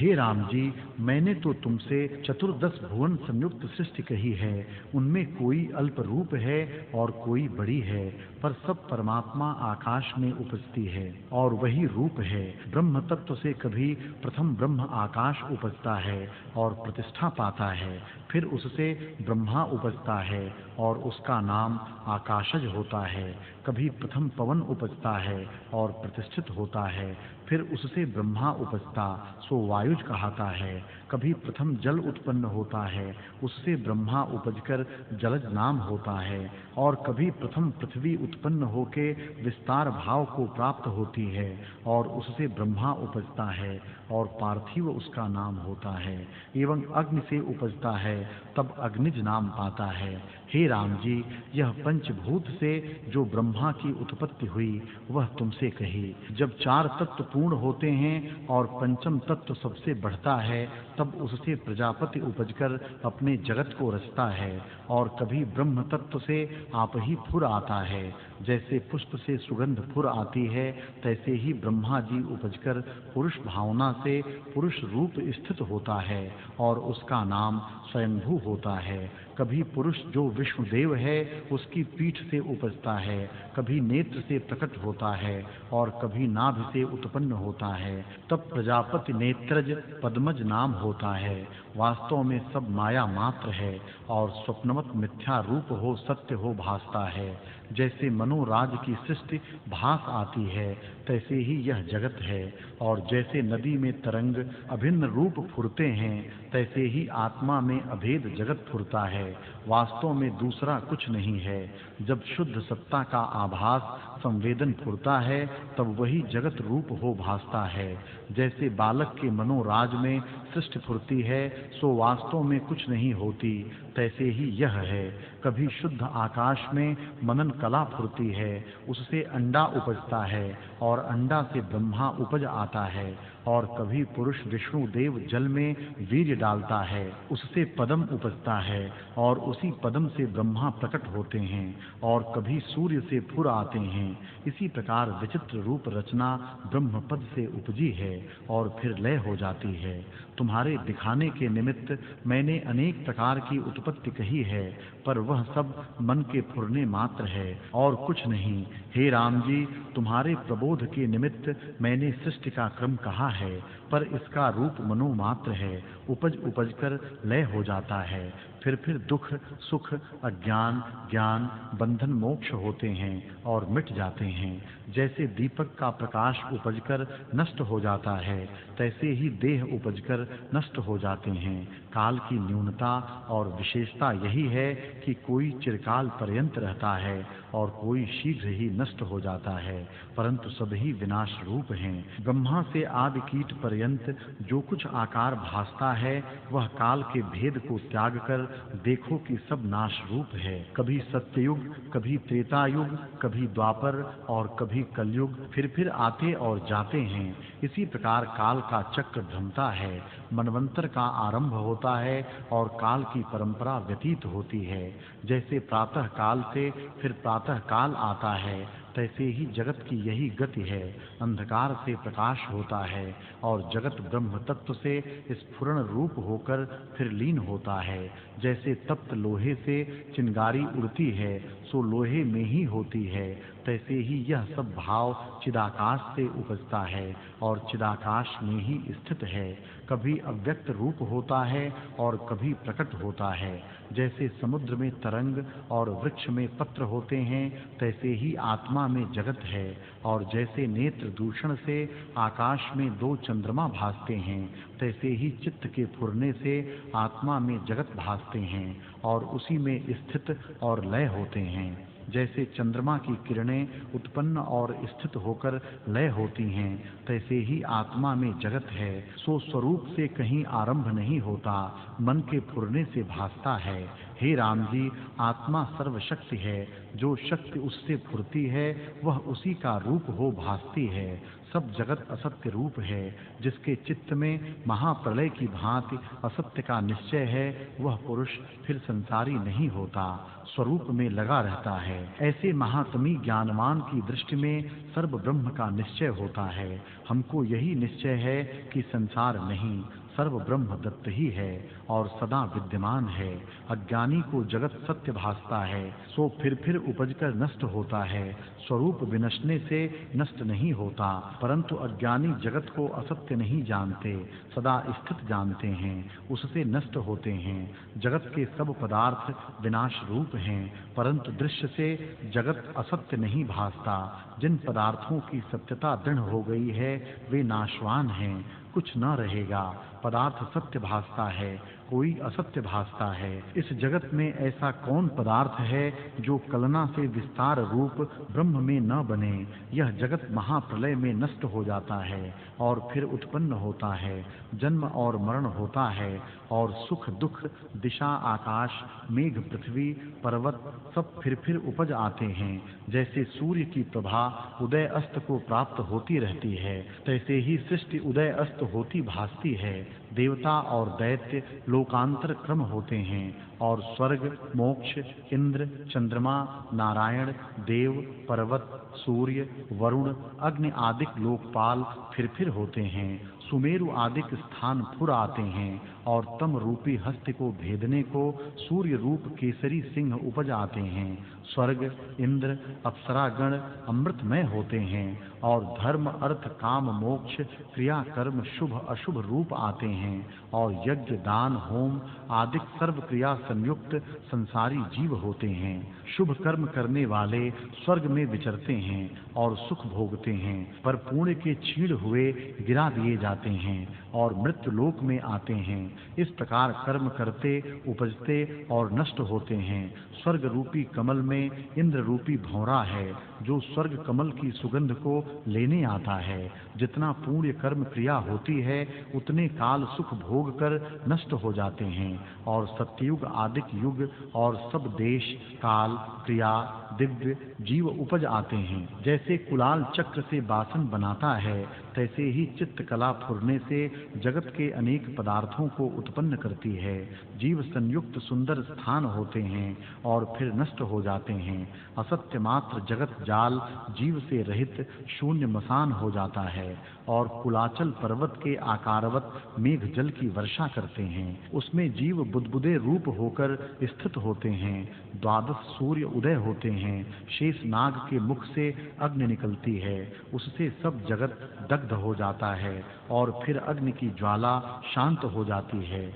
एक शून्य आकाश ही शेष रहता है और रात्रि हो जाती है। जब रात्रि का भोग हो चुकता है तब फिर जीव जीर्ण देह से संयुक्त मन रूप ब्रह्मा रच लेता है। इस प्रकार शून्य आकाश में मन जगत को रचता है। जैसे शून्य स्थान में गंधर्व माया से नगर रच लेता है, तैसे ही जगत को मन रच लेता है और फिर प्रलय हो जाता है। इस प्रकार जगत गण उपजकर महाप्रलय में नष्ट होते हैं और ब्रह्मा के दिन क्षय हुए फिर जब ब्रह्मा का दिन होता है तब फिर रच लेता है। फिर महाप्रलय में ब्रह्मादिक सब अंतर्ध्यान हो जाते हैं। इसी प्रकार प्रलय महाप्रलय होके अनेक जगत गण व्यतीत होते हैं और महादीर्घ माया रूपी काल चक्र फिरता है। उसमें मैं तुमको सत्य और असत्य क्या कहूँ। सब भ्रांत रूप दासुर के आख्यानवत हैं और कल्पना मात्र रचित चक्र वास्तव में शून्य आकाश रूप हैं और बड़े आरंभ संयुक्त विस्तार रूप भासता है पर असत्य रूप है। जैसे भ्रम से दूसरा चंद्रमा भासता है, तैसे ही यही जगत मूढ़ों के दृश्य में सत्य भासता है। तुम मूढ़ न होना, ज्ञानवानवत विचार कर जगत को असत्य जानना। इत श्री योग वासिष्ठे स्थिति प्रकरणे जगत सत्यासत्य निर्णयो नाम सप्तचत्वारिंशत्तमः सर्गः। वशिष्ठ जी बोले, हे राम जी, जिनका भोग और ऐश्वर्य चित्त में खिंचा है वे नाना प्रकार के राजस, तामस और सात्विक कर्म बड़े आरंभ से करते हैं, पर वे मूढ़ आत्म शांति नहीं पाते। जब वे भोग की तृष्णा से रहित हों तब आत्मा को देखें। जिस पुरुष को इंद्रियां वश नहीं कर सकती वह आत्मा को हाथ में बेल फलवत प्रत्यक्ष देखता है और जिस पुरुष ने विचार करके अहंकार रूपी मलिन शरीर का त्याग किया है उसका शरीर आत्म रूप हो जाता है। जैसे सर्प केचुली को त्यागता है और नूतन पाता है, तैसे ही मिथ्या शरीर को त्याग कर आत्म विचार से वह आत्म शरीर को पाता है। ऐसे जो निरहंकारी आत्मदर्शी पुरुष हैं वे जगत के पदार्थों में आसक्त भासते हैं पर जन्म मरण नहीं पाते। जैसे अग्नि से भुना बीज खेत में नहीं उपजता, तैसे ही ज्ञानवान फिर जन्म नहीं पाता। जिस अज्ञानी की भोगों में आसक्त बुद्धि है वह मन और शरीर के दुख से दुखी होकर बारंबार जन्म और मरण पाता है। जैसे दिन होता है और फिर रात्रि होती है, तैसे ही वह जन्म मरण पाता है। इससे तुम अज्ञानी की भांति न होना। व्यवहार चेष्टा जैसे अज्ञानी की होती है तैसे ही करो, परंतु हृदय से भोगादिक की ओर चित्त न लगाकर आत्मपरायण हो। राम जी ने पूछा, हे भगवन, आपने जो कहा कि संसार चक्र दासुर के आख्यानवत है, कल्पना करके रचित है और उसका आकार वास्तव में शून्य है, यह आपने क्या कहा? इसको प्रकट करके कहिए। वशिष्ठ जी बोले, हे राम जी, माया रूप जगत मैंने वर्णन के निमित्त तुमसे कहा है और दासुर के प्रसंग से कुछ प्रयोजन न था, परंतु तुमने पूछा है तो अब सुनो। हे राम जी, इस सृष्टि में मगध नामक एक देश है जो बड़े-बड़े कदम्बों, वनस्पतियों और तालों से विचित्र रूप पंखों सहित मन को मोहने वाला अनेक वृक्षों और फल फूलों से पूर्ण है, जिन पर कोकिला आदि पक्षी शब्द करते हैं। उस नगर में एक धर्मात्मा तपसी दासुर नाम हुआ, जो वन में जाकर कदम्ब वृक्ष पर बैठकर तप करता था। राम जी ने पूछा, हे भगवन, यह ऋषीश्वर तपसी वन में किस निमित्त आया था और कदम्ब वृक्ष पर किस निमित्त बैठा, वह कारण कहिए। वशिष्ठ जी बोले, हे राम जी, सरलोमा नाम ऋषीश्वर, उसका पिता मानो दूसरा ब्रह्मा उस पर्वत पर रहता था। उसके गृह में दासुर नाम पुत्र हुआ, जैसे बृहस्पति के गृह में कच हो। निदान दासुर संयुक्त उसने वन में चिरकाल व्यतीत किया और आयु के क्षीण हुए देह का त्याग कर स्वर्गलोक में गया। जैसे पक्षी आलय को त्याग कर आकाश में उड़ते हैं, तब उस वन में दासुर अकेला रह गया और पिता के वियोग से ऐसे रुदन करने लगा जैसे हथनी वियोग से कुरलाती है, और जैसे हिम ऋतु में कमल की शोभा नष्ट हो जाती है तैसे ही दीन हो गया। वहां अदृष्ट शरीर वन देवी थी। उसने दया करके आकाशवाणी की कि हे ऋषिपुत्र, अज्ञानी की भांति क्या रुदन करता है? यह सर्व संसार असत रूप है। तू इस संसार को देखता नहीं कि यह नाश रूप और महाचंचल है। सब काल उत्पन्न और विनाश होता है और कोई पदार्थ स्थित नहीं रहता। ब्रह्मा से आदि कीट पर्यंत जो कुछ जगत तुझको भासता है वह सब नाश रूप है, इसमें कुछ संदेह नहीं। इससे तू पिता के मरने का विलाप मत कर। यह बात अवश्य इसी प्रकार है कि जो उत्पन्न हुआ है वह नष्ट होगा, स्थिर कोई न रहेगा, जैसे सूर्य उदय होकर अस्त होता है। हे राम जी, जब इसी प्रकार उस देवी की वाणी दासुर ने सुनी तो धैर्यवान हुआ और जैसे मेघ का शब्द सुनकर मोर प्रसन्न होता है तैसे शांतिमान होकर यथा शास्त्र पिता की सब क्रिया की। इसके अनंतर सिद्धता के निमित्त तत्पद का उद्यम किया, परंतु अज्ञात हृदय था। ऐसा श्रोत्रिय होकर तप के निमित्त उठ विचार किया कि कोई पवित्र स्थान हो, वहां जाकर तप करूं। निदान देखता देखता पृथ्वी के किसी स्थान में चित्त विश्रांतवान न हुआ। सब पृथ्वी उसको अशुद्ध ही दिखी, कहीं कोई विघ्न भासे और कहीं कोई विघ्न दृष्टिगोचर हो। निदान उसने विचार किया कि और स्थान तो सब अशुद्ध हैं, परंतु वृक्ष की शाखा पर बैठकर तप करूं। ऐसा कोई उपाय हो जो वृक्ष की शाखा के अग्रभाग में मैं स्थिति पाऊं। ऐसी चिंतना करके उसने अग्नि जलाई और अपने मुख का मांस काट काट कर होमने लगा। जब देवता का मुख जो अग्नि है, उसने विचारा कि ब्राह्मण का मांस मेरे मुख में न आवे, और बड़े प्रकाश से देह धरकर ब्राह्मण के निकट आया और कहा, हे ब्राह्मण कुमार, जो कुछ तुझको वांछित वर है वह मांग। जैसे कोई भंडार को खोलकर मणि लेता है तैसे ही तू मुझसे वर ले। तब दासुर ने पुष्प, धूप, सुगंध आदि से अग्नि का पूजा किया और प्रसन्न होकर कहा, हे भगवन, प्राणाहुति के पवन शरीर से मैंने तप करने के निमित्त उद्यम किया है, सो और कोई शुद्ध स्थान मुझको नहीं भासता। इसलिए मैं चाहता हूँ कि इस वृक्ष की अग्र शाखा में स्थित होने को मुझको शक्ति हो और यहाँ बैठकर मैं तप करूं। यही वर मुझको दो। तब अग्निदेव ने कहा, ऐसे ही हो। इस प्रकार कहकर अग्नि अंतर्ध्यान हो गया, जैसे संध्या काल के मेघ अंतर्ध्यान हो जाते हैं।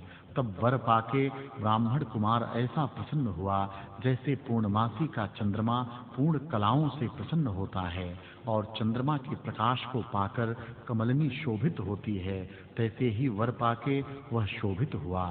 इति श्री योग वासिष्ठे स्थिति प्रकरणे दासुरोपाख्याने वनोपरुदनम नामाष्ट चत्वारिंशत्तमः सर्गः।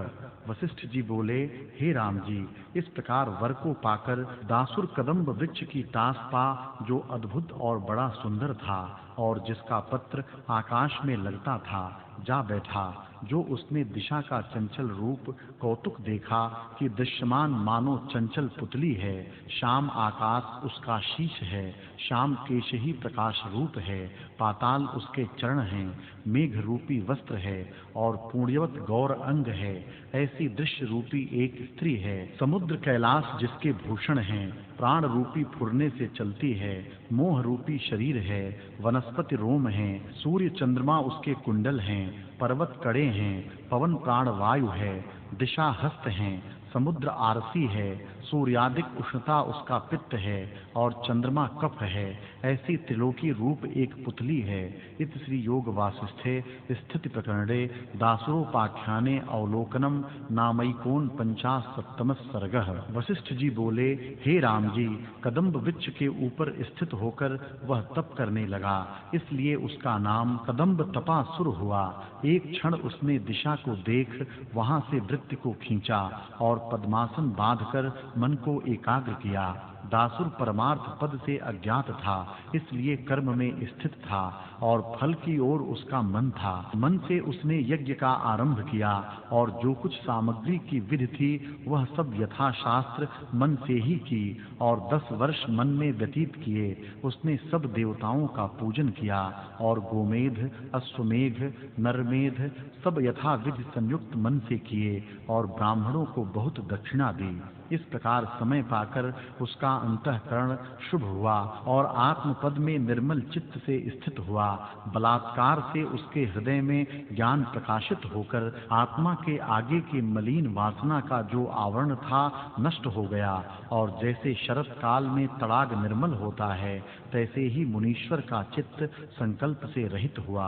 एक दिन उसने एक वन देवी को, जिसके बड़े विशाल नेत्र, चपल रूप, पुष्पों की भांति दांत और रति के समान महासुंदर शरीर था, काम के मद से पूर्ण, मन को हरने वाली, अग्रभाग में देखी कि नम्र होकर देखती है। मुनीश्वर ने उससे कहा, हे कमल नयन, तू कौन है, कैसी शोभित रूप है और इन पुष्पों से संयुक्त लता में किस निमित्त आई है। तब कामदेव को मोहने वाली गौरी बोली, हे मुनीश्वर, जो पदार्थ इस पृथ्वी में बड़े कष्ट से प्राप्त होता है वह महापुरुषों की कृपा से सुगमता से मिलता है। हम इस वन की देवियां लीला करती फिरती हैं और जिस निमित्त मैं तुम्हारे आगे आई हूँ वह सुनो। हे मुनीश्वर, पिछले दिन चैत्र शुक्ल त्रयोदशी थी।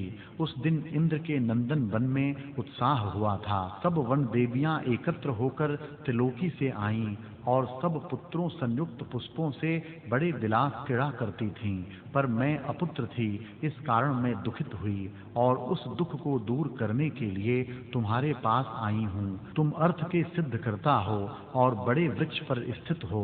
मैं अनाथ पुत्र की वांछा कर तुम्हारे निकट आई हूँ, इससे मुझको पुत्र दो, और जो न दोगे तो मैं अग्नि जलाकर जल मरूंगी और इस प्रकार पुत्र का दुख दाह निवृत्त करूंगी। हे राम जी, जब इस प्रकार वनदेवी ने कहा तब मुनीश्वर हंसे और दया करके हाथ में पुष्प दिया और कहा, हे सुंदरी, जा, तेरे 1 मास के उपरांत पूजने योग्य और महासुंदर पुत्र होगा।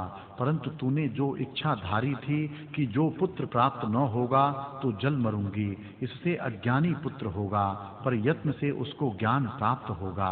इस प्रकार मुनीश्वर ने कहा। तब प्रसन्न होकर वनदेवी ने कहा, हे मुनीश्वर, मैं यहाँ रहकर तुम्हारी टहल करूंगी। तुरंत मुनीश्वर ने उसका त्याग किया और कहा, हे सुंदरी, तू अपने स्थान में जा रह।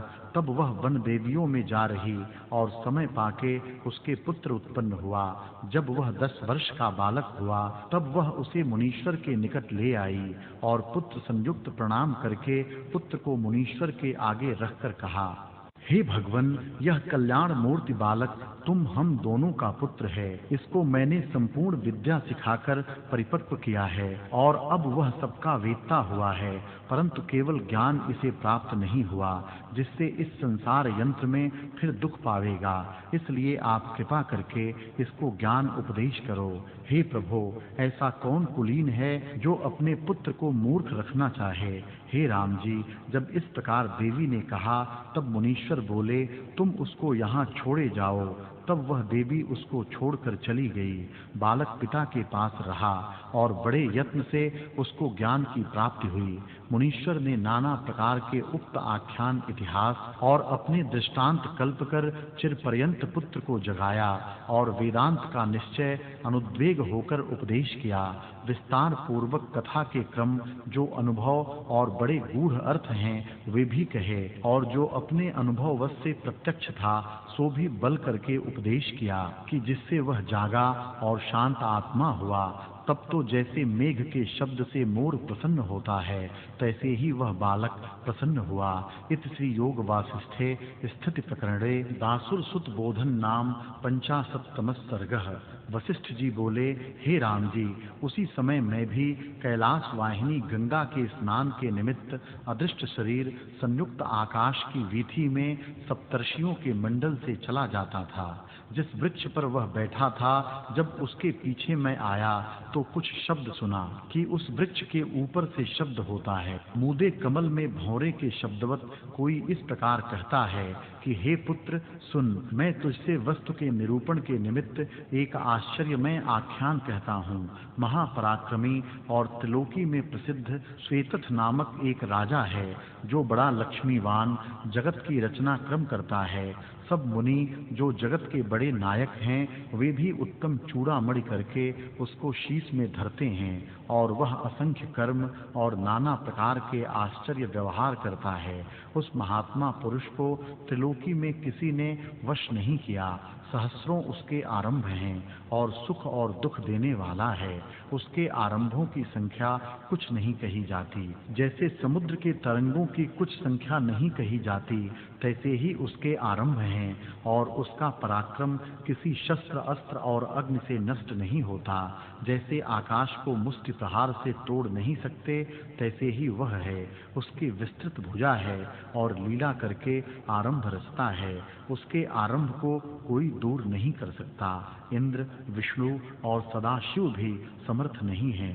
हे महाबाहो, उसके 3 देह हैं जो दिशा को भर रहे हैं। उन 3 देहों से वह जगत में उत्तम, अधम, मध्यम रूप से फैल रहा है, और बड़े विस्तार रूपी आकाश से उत्पन्न हुआ है और वहीं शरीर में स्थित हुआ है। जैसे आकाश का पक्षी आकाश में रहता है और जैसे पवन आकाश में है, ऐसे ही वह पुरुष जगत में फैल रहा है। उस परम आकाश में उसने बगीचे संयुक्त एक स्थान अपनी क्रीड़ा के निमित्त रचा है, और पर्वत के शिखर में मोती की बेलें रची हैं। उसमें 7 बावलियों से वह स्थान शोभता है, और 2 दीपक उसमें रचे हैं जो तेल और बाती बिना प्रकाशते हैं, और शीत और उष्ण रूप हैं। कभी अधः को और कभी ऊर्ध्व को नगर में भ्रमते हैं।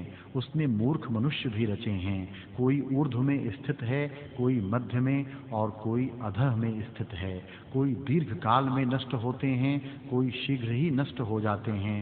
कोई वस्त्रों से आच्छादित हैं और कोई वस्त्र रहित हैं। उस नगर में उसने 9 द्वार स्थान किए हैं, और उसमें निरंतर बहुत वृक्ष रोपे हैं। उसने पंचदीप देखने निमित्त किए हैं, और 3 स्तंभ रचना किए हैं, जिनमें और छोटे स्तंभ भी हैं। मूल में के स्तंभों पर लेपन किया है और पादतल संयुक्त किए हैं। निदान महामाया से उस राजा ने वह नगर रचा है, और नगर की रक्षा निमित्त सेना रची है।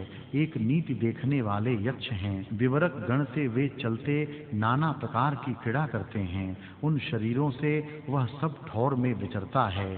यक्ष सब ठौर में समीप रहता है, और लीला करके एक स्थान को त्याग कर और स्थान में जाकर चेष्टा करता है।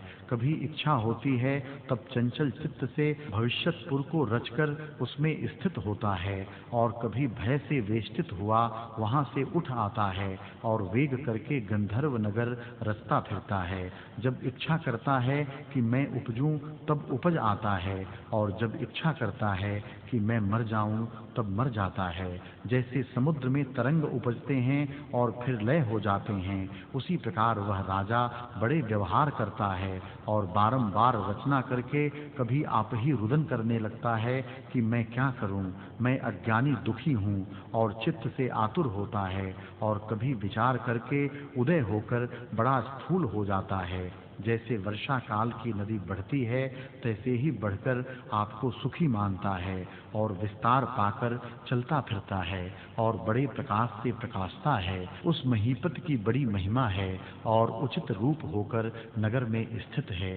इति श्री योग वासिष्ठे स्थिति प्रकरणे श्वेत वैभव वर्णन नाम 155 सर्गः। हे राम जी, जब इस प्रकार दासुर ने कहा, तब पुत्र ने प्रश्न किया कि हे भगवन, वह श्वेतथ राजा राजा कौन है कि जगत में जिसकी कीर्ति प्रसिद्ध है, और उसने कौन नगर रचा है जो भविष्यत नगर में रहता है।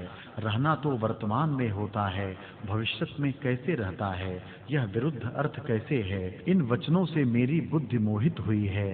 दासुर बोले, हे पुत्र, मैं तुमसे यथार्थ कहता हूँ, तू सुन। जिसके जानने से संसार चक्र को ज्यों का त्यों देखेगा कि यह वास्तव में क्या है। यह संसार आरंभ सत्य विस्तार संयुक्त भासता है, तो भी असत्य रूप है, कुछ हुआ नहीं।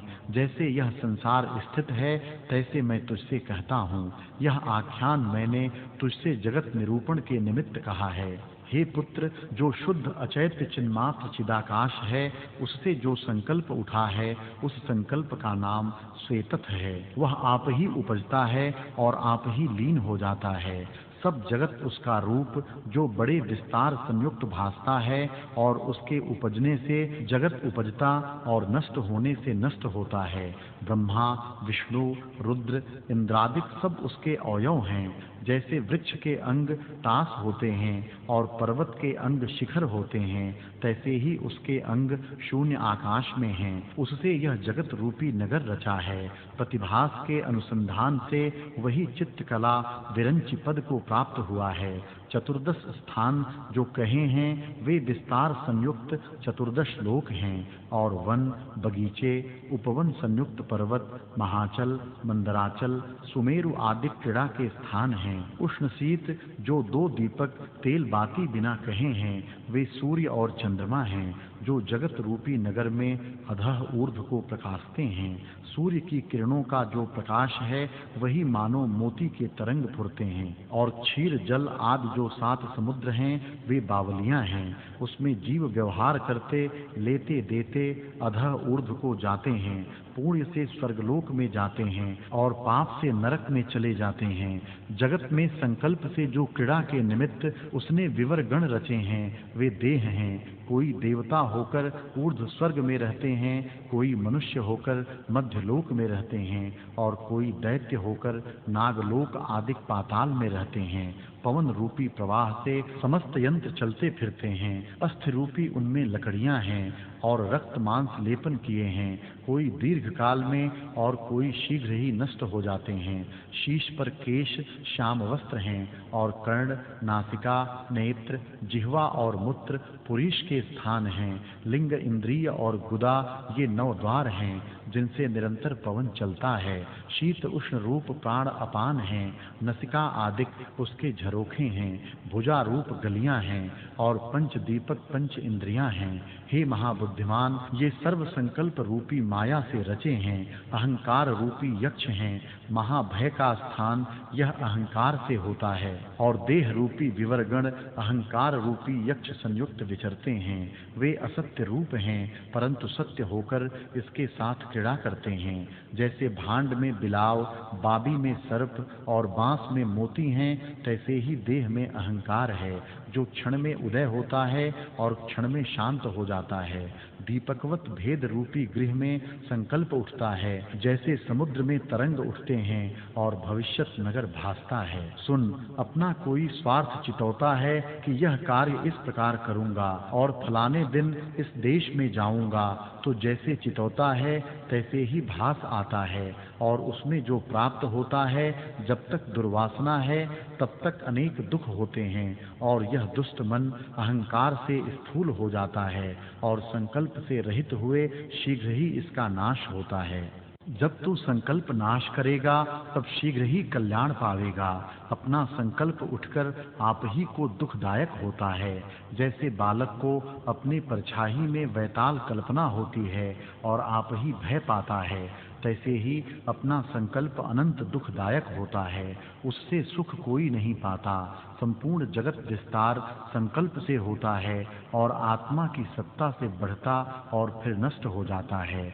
विचार किए से नहीं रहता। जैसे सायंकाल में धूप का अभाव हो जाता है और प्रकाश उदय हुए तम का अभाव हो जाता है, तैसे ही विचार से संकल्प आप ही नष्ट हो जाते हैं। मन आप ही क्रिया करता है और आप ही दुख पाता है और रुदन करने लगता है। जैसे वानर काष्ठ के यंत्र की कील को हिलाकर फंसता है और दुख पाता है, तैसे ही आप ही संकल्प आपको दुखदायक होता है। संकल्प से कल्पित विषय का आनंद जब जीव को प्राप्त होता है, तब वह ऊंची ग्रीवा करके हर्षवान होता है। जैसे किसी वृक्ष के फल ऊंट के मुख में आ लगें और वह ऊंची ग्रीवा करके विचरे, तैसे ही अज्ञानी जीव विषय की प्राप्ति में ऊंची ग्रीवा करके हर्षवान होते हैं। क्षण में जीव को विषय की प्राप्ति उपजती है और विशेष करके इष्ट की प्राप्ति में बढ़ते हैं, पर जब कोई दुख होता है तब वह प्रीति की प्रसन्नता उठ जाती है और क्षण में विकारी होता है और क्षण में प्रसन्न होकर वस्तुगण की प्रीति में हर्षवान होता है। शुभ संकल्प से शुभ को देखता और अशुभ संकल्प से अशुभ को देखता है। शुभ से निर्मल होता है और अशुभ से मलिन होता है। आगे जैसी तेरी इच्छा हो तैसा कर। श्वेतत के जो मैंने तुझसे 3 शरीर कहे थे, उत्तम, मध्यम और अधम, वे सात्विक, राजस, तामस, यही 3 गुण 3 देह हैं। ये ही सबके कारण जगत में स्थित हैं। जब तामसी संकल्प से मिलता है, तब नीच रूप पाप चेष्टा कर्म करके महाकृपणता को प्राप्त होता है और मृतक होकर कृमि और कीट योनि में जन्म पाता है। जब राजसी संकल्प से मिलता है, तब लोक व्यवहार अर्थात स्त्री पुत्रादिक के राग से रंजित होता है और पाप कर्म नहीं करता, तो मृतक होकर संसार में मनुष्य शरीर पाता है। जब सात्विक भाव में स्थित होता है, तब ब्रह्म ज्ञान परायण होता है। मोक्ष पद की उसको अंतर्भावना होती है और ब्रह्म ज्ञान पाकर चक्रवर्ती राजा की भांति स्थित होता है। जब उन भावों को त्याग करता है, तब संकल्प भाव नष्ट हो जाता है और अक्षय परम पद शेष रहता है। इससे संसार दृष्टि को त्याग करके और मन से मन को वश करके भीतर बाहर जो दृश्य का अर्थ चित्त में स्थित है, उस संस्कार को निवृत्त करके शांतात्मा हो। हे पुत्र, इस बिना और उपाय नहीं। जो तू सहस्त्र वर्ष दारुण तप करे अथवा लीलावत आपको शिलासम चूर्ण करे, समुद्र में प्रवेश करे, बड़वाग्नि में प्रवेश करे, गड्ढे में गिरे, खंघधारा के सम्मुख युद्ध करे, अथवा महाशिव, ब्रह्मा, विष्णु व बृहस्पति दया करके तुझे उपदेश करें और पाताल, पृथ्वी, स्वर्ग इत्यादि और स्थानों में जावे, तो भी और उपाय कल्याण के निमित्त कोई नहीं। जैसे संकल्प का उपशम करना उपाय है, तैसे जो अनादि, अविनाशी, अविकारी, परम पावन सुख है, वह संकल्प के उपशम से पाता है। इससे यत्न से संकल्प को उपशम करो। जो कुछ भाव पदार्थ हैं, वे सब संकल्प रूपी तत्व से पिरोए हुए हैं। जब संकल्प रूपी तांत टूटता है, तब नहीं जाना जाता कि पदार्थ कहाँ गए। सत्य असत्य सब पदार्थ संकल्प मात्र हैं। जब तक संकल्प है, तब तक ये भासते हैं और संकल्प के निवृत्त हुए असत्य हो जाते हैं। संकल्प से जैसी जैसी चिंतना करता है, क्षण में तैसे ही हो जाता है। संसार भ्रम संकल्प से उदय हुआ है और संकल्प निवृत्त किए से चित्त अद्वैत के सम्मुख होता है। सर्व जगत असत्य रूप है और माया से रचा है। जब संकल्प को त्याग कर यथा प्राप्ति में विचरेगा, तब तुझको खेद कुछ न होगा। असत्य रूप जगत के कार्य में दुखित होना व्यर्थ है। जब संयुक्त जगत को असत्य जानोगे, तब दुखी भी न होगे। जब तक जगत का सद्भाव होता है, तब तक दुख होता है, और जब असत्य जाना, तब दुख भी नहीं रहता। बोधवान को कोई दुख भी नहीं भासता। इससे जो नित्य प्राप्त सत्ता रूप है, उसमें स्थित होकर विकल्प के बड़े समूहों को त्याग करो और अद्वैत आत्मा में विश्राम सुख को प्राप्त होकर सुसुप्ति रूप चित्त वृत्ति को धार के विचरो। इति श्री योग वासिष्ठे स्थिति प्रकरणे संसार विचरो नाम 250 सर्गः। इतना सुन पुत्र ने पूछा, हे भगवन, संकल्प कैसा है और वह उत्पन्न, वृद्ध और नाश कैसे होता है? दासुर बोले, बोले, हे पुत्र, अनंत जो आत्म तत्व है वह सत्ता समान रूप है। जब वह चैतन्य सत्ता द्वैत के सम्मुख होती है तब चेतना का लक्ष्य जो वृत्ति ज्ञान रूप है वही बीज रूप संवित उल्लास मात्र सत्ता को पाकर घन भाव को प्राप्त होता है। फुरने से आकाश को चेतता है और आकाश को पूर्ण करता है। जैसे जल से मेघ होता है वैसे ही फुरने की दृढ़ता से आकाश होता है। अपना स्वरूप आत्मसत्ता से भिन्न भासता है। यह भावना चित्त में भावित हो जाती है। जैसे बीज अंकुर भाव को प्राप्त होता है तैसे ही सत संवित संकल्प भाव को प्राप्त होता है। संकल्प से ही संकल्प उपजता है और आप ही बढ़ता है, जिससे सुखी दुखी होता है। तब अचल रूप में चित्त संवेदन दृश्य की ओर फुरता है। तब उस फुरने का नाम संकल्प होता है। और स्वरूप से भूलकर जब दृश्य की ओर फुरता है तब संकल्प वृद्ध होता है और जगत जाल रखता है। जो कुछ प्रपंच है वह संकल्प का रचा संकल्प मात्र है। जैसे समुद्र जल मात्र होता है, जल से भिन्न नहीं, तैसे ही जगत भी संकल्प से भिन्न नहीं। आकाश मात्र से भ्रांति रूप जगत फुर आया है। जैसे मृतृष्णा का जल और आकाश में द्वितीय चंद्रमा भासता है तैसे ही तुम्हारा उपजना और बढ़ना भ्रम मात्र है। जैसे तम का चमत्कार होता है तैसे ही यह जगत मिथ्या संकल्प से उदय हुआ तुझको भासता है। हे पुत्र, तेरा उपजना भी असत्य है और बढ़ना भी असत्य है। जब तू इस प्रकार जानेगा तब इसकी आस्था लीन हो जाएगी। यह पुरुष है, वह है, मैं हूँ, ये सब भाव दुख सुख सहित पदार्थ अज्ञान से व्यर्थ भासते हैं और इनमें आस्था करके हृदय से तपता रहता है। अहं त्वं आदि दृश्य सब असत्य रूप हैं। जब यह भावना करेगा तब तू पृथ्वी में कल्याण रूप होकर विचरेगा और फिर संसार को प्राप्त न होगा। अहं त्वं से आदि लेकर जब सब दृश्य की भावना हृदय से जावेगी तब इसका अभाव हो जाएगा।